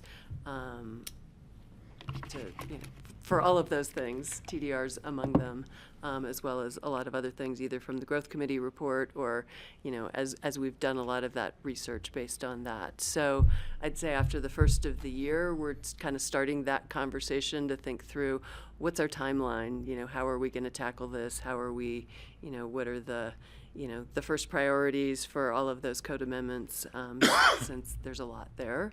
And I would say, obviously, TDRs is clearly, one of those pieces, TDRs, growth management, and there's a whole laundry list of other things. So, hopefully we're finally getting to that, be able to bring forward code amendments in 2026. But the comp plan is the big push right now, to get that policy in place. How'd it go? Great. The P&Z, I think it was the 6th work session with the P&Z. There's been, going through, Joe Mason was really nice last night complimenting staff on, kind of, they're making comments at one meeting and seeing how that changes the language at the next meeting, as well as getting the input from the community engagement, other, letters that have been sent in. Staff's really worked hard to try and capture as much of that, in real time as possible. To, again, knowing that, all of this then is going to go into a final draft that will go through a referral process back out to the caucuses, other entities who are interested, to then allow them the opportunity to provide comments as we go into that public hearing process. But, this whole, whatever, five months or so have been a good opportunity to sort of, work through cleanup items. Oh, wait, you missed that. Like, what about, so there's been a lot of work done there, I think, to really, clean it up for that final version that will go out for public comment. Cool. Jeffrey. While we have you, is P&Z then aware of what's going to hit their plate in the first quarter, which would probably be a lot of location and extent? I would say yes. Clearly, the intent to discuss more with them, and there will be a lot on their plates going forward. So, yeah, we've sort of preliminarily talked about that, but I think we're starting to get more trying to dial in on actually how are we going to lay all this out and what those agendas are going to be. So, we'll be able to be more direct with that with them. So, but I think they're pretty clear. And just, sorry, and one follow-up really related more to TDRs, but good ideas for GMQS reform, which seems the ugly sweater in the room rather than the TDRs. For what reform? GMQS reform. Competition. That is a lack lot thereof. more than I'm ready to tackle. Fair enough. Right now. Fair enough. No, I was definitely not prepared for that. Sorry. I think the sense is that TDRs are still working well. There was some question over rural and remote square footage, to which the public should understand that's been the language in the code since '06. Hence my don't touch TDRs. GMQS seems to be the... Well, I think it's both. Again, there's lots of recommendations on both sides. I think with the TDR program, the growth committee had a lot of ideas.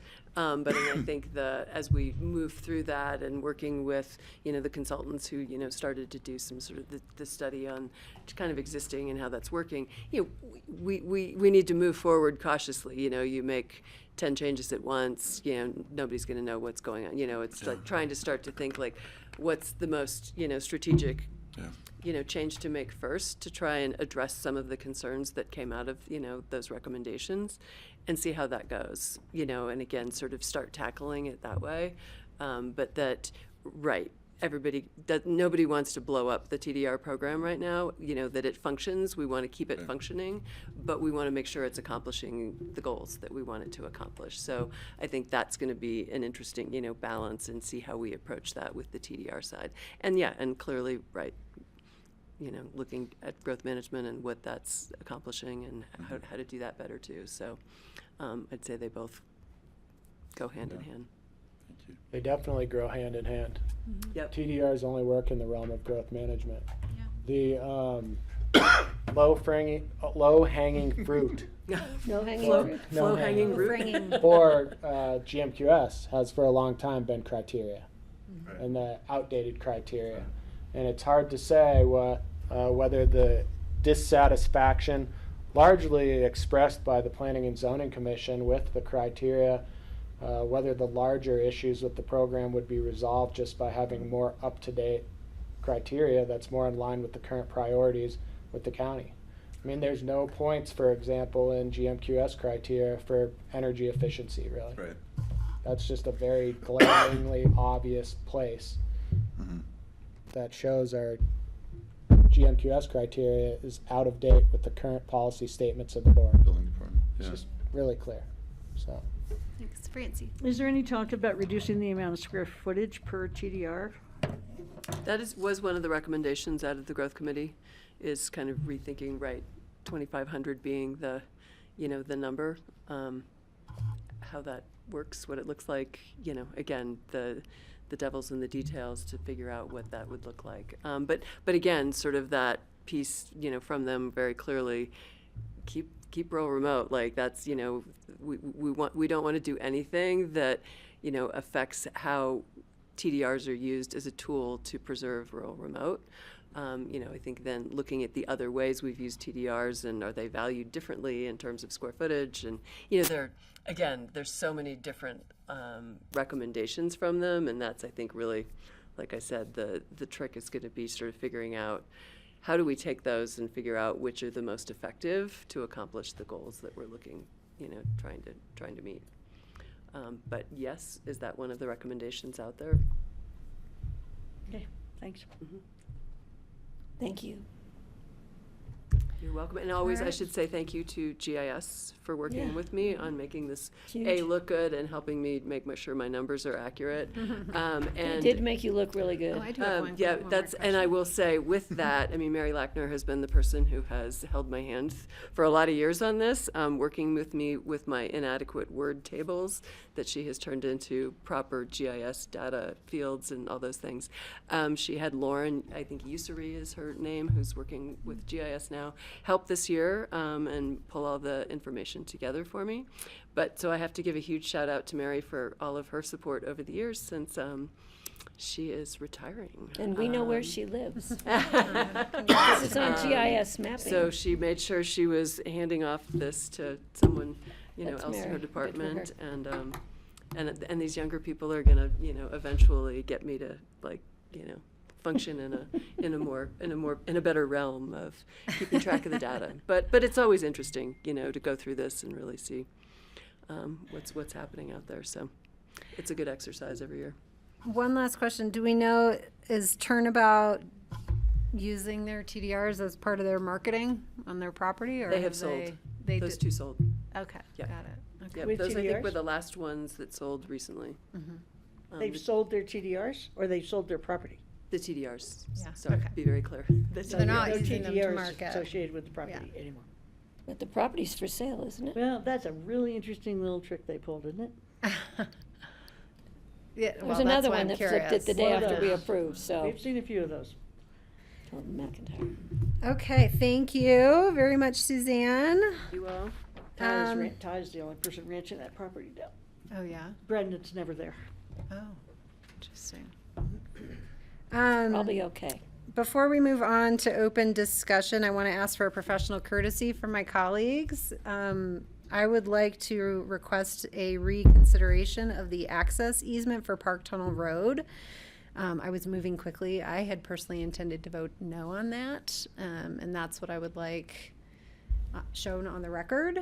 And so, as I understand it, I'm requesting a motion to reconsider Has to be at the next meeting. with approval of the board, and then we'll open the public hearing, take another vote on that, and I will correct my position. What is that? On which That one? is on the Keno Gulch, where we're giving access Oh. to the property owners for the road, which I have not agreed with throughout all of these discussions, and so I'd like my position to be consistent. And I've asked Paul to Catch come me up back a down. little bit better if you don't Sorry. mind. So, okay, so the road that comes into the property, not the trail that goes down the hill. The road Yeah, that comes so into for the them to property. get access to even build a cabin, we needed to give them that Yeah. permission, and And- I've never supported that. Because she's not supporting the cabin, so if you don't have access, you don't get the cabin. And I didn't think we should be giving access to these parcels. Okay, I understand now. Thank you for your consideration. Jeffrey? May I have legal advice? I'm assuming Yes. that we could reconsider or re-vote on the same up until the next regular meeting. So what You she's can- asking for to do at the same day is the same as if we did this I thought you had January to- 6th. Correct. Okay. So you can do it on any time before the expiration of the meeting following. So you could do it now. You need a motion and obviously approval to call it back up. And then you reconsider the item. I assume the motion would reopen, or I think it would be best if the motion to reconsider reopened the public hearing as well. So I would make a motion to reconsider the ordinance of the Board of County Commissioners of Pitkin County, Colorado, granting an easement agreement Park Tunnel Road, which is number 17 on our agenda. I'll second. Thank you both very much. Is there further discussion? All in favor of the motion to reconsider item number 17, please say aye. Aye. Thank you all. Do you need to reopen the public hearing? Yes. No, we have to reopen the whole item. Yeah. So we are going to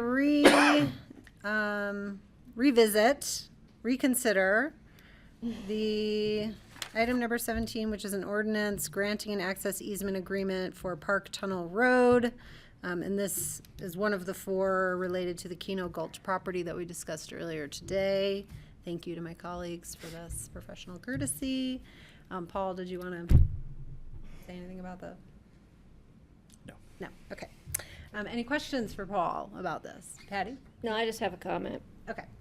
I'm going to open the public hearing on this item again. I recognize it's out of order.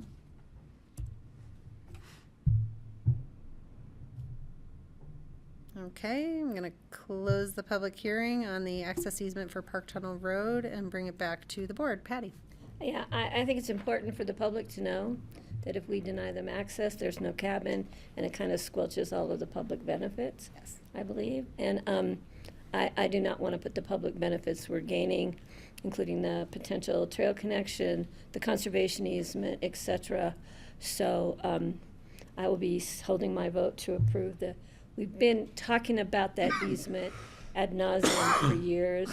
We approved a site, it's approved for a small rural remote cabin, even though I think we should look at the size of cabins in rural remote, because 1,000 square feet is bigger than my house in downtown Aspen. But yeah, I will be supporting the approval of the easement because of the public benefits we will be accruing, which I think are generous. Thank you, Patty. Any further? Okay, I appreciate allowing the correction of the record for my vote, which is to oppose access given by the county for, that facilitates the development of the cabin, despite the public benefits that have been offered as conditions of that application. So thank you. All in favor of the access, please say aye. Aye. In favor of the access? Yes. Aye. Okay, thank you. And I am going to register my opposition as a nay. Again, thank you for correcting the record on this for Thank me. you, Paul. No worries. Got it. All right. Thank you. Are we at open discussion? Yes, we're now in open discussion. Reconsidering today's agenda. We have 2, at least I know of 2 items. Kara, do you have some open discussion? Okay. Okay. I had asked Kara to bring down the corrected working agreements that were discussed yesterday. So those who wish to sign them can, and we can tie that loose end up here in 2025 and not carry it forward to 2026. And then a loose end that John Peacock had endeavored to tie up is related to conversation that has come and gone about elected official salaries over, based on requests we've had for revisiting our administrative salaries as well as BoCC elected salaries. And so when we met at our future agendas planning meeting with Jeffrey and I and staff today, there was discussion about considering this at our January 6th work session. And since we will not have a future agendas discussion prior to then, I wanted to bring that to you all. And so John has prepared a memo, which we can discuss relative to comparisons of our sheriff, assessor, clerk, and BoCC salaries to counties, and equity within departmental heads' salaries as well. We thought it made sense to bring this back early in the year because there's requirements that if we were to change that for assessor, sheriff, and clerk, that would have to happen before early March when the caucuses, the political party caucuses take place. And also gives members of the public who may or may not be interested in running for this office early information about what the salary discussion And for may or may not those be. up for reelection in 2026. 2026, yes. Yeah, well, I won't be here on the 6th, so I ask that we not do it on the 6th, because I have specific comments that make me uncomfortable at this time of uncertainty across our country. Here we are giving elected officials raises when we're worried about putting food on people's table and health care and cost of living, et cetera. So I would like to be part of that discussion at another date than the 6th. Okay. Valid concerns and other things to discuss relative to that conversation. Well, So I we have been can wanting put to it raise the on- sheriff's pay for 5 years, so. Yes. There's So a I'm in process. favor of this. I do think that the complexity of Pitkin County warrants a pay scale commensurate with Boulder and some others. And so I would be in support of this. Probably won't affect me. I probably won't run again, so it won't affect me, but I would support it. And the cost of living in our valley is so high. Well, I think there's some options we need to really discuss. So the question now is can we put it on a future agenda? Yes, because I want to promote it. Thank you. And I want to And not on the remind people 6th. it comes out of the general fund. We tap the general fund for this, ongoing in perpetuity with increases every I'm aware of election. that. Yes. And the cost of living is affecting everyone in the Roaring Fork Valley. But yeah, if you could move it, thank you. How about the 13th? That sounds great. We will add it to the 13th. Thank you. Is that a Friday? That's the following Tuesday. The 13th. All right, thank you all. Those were my 2 open discussion items. Are there others for the board? Happy holidays, guys. Happy holidays We to deserve you to too. celebrate something we can, I'm sure, find. All right, thank you all. Happy holidays to everyone in the community and to staff and to Grassroots. Motion to adjourn. Motion to adjourn. Patty? Yep. Is there a second? Sure. Francie, Thank all in you. favor, please say aye. Aye. Aye, thank Sine you. die.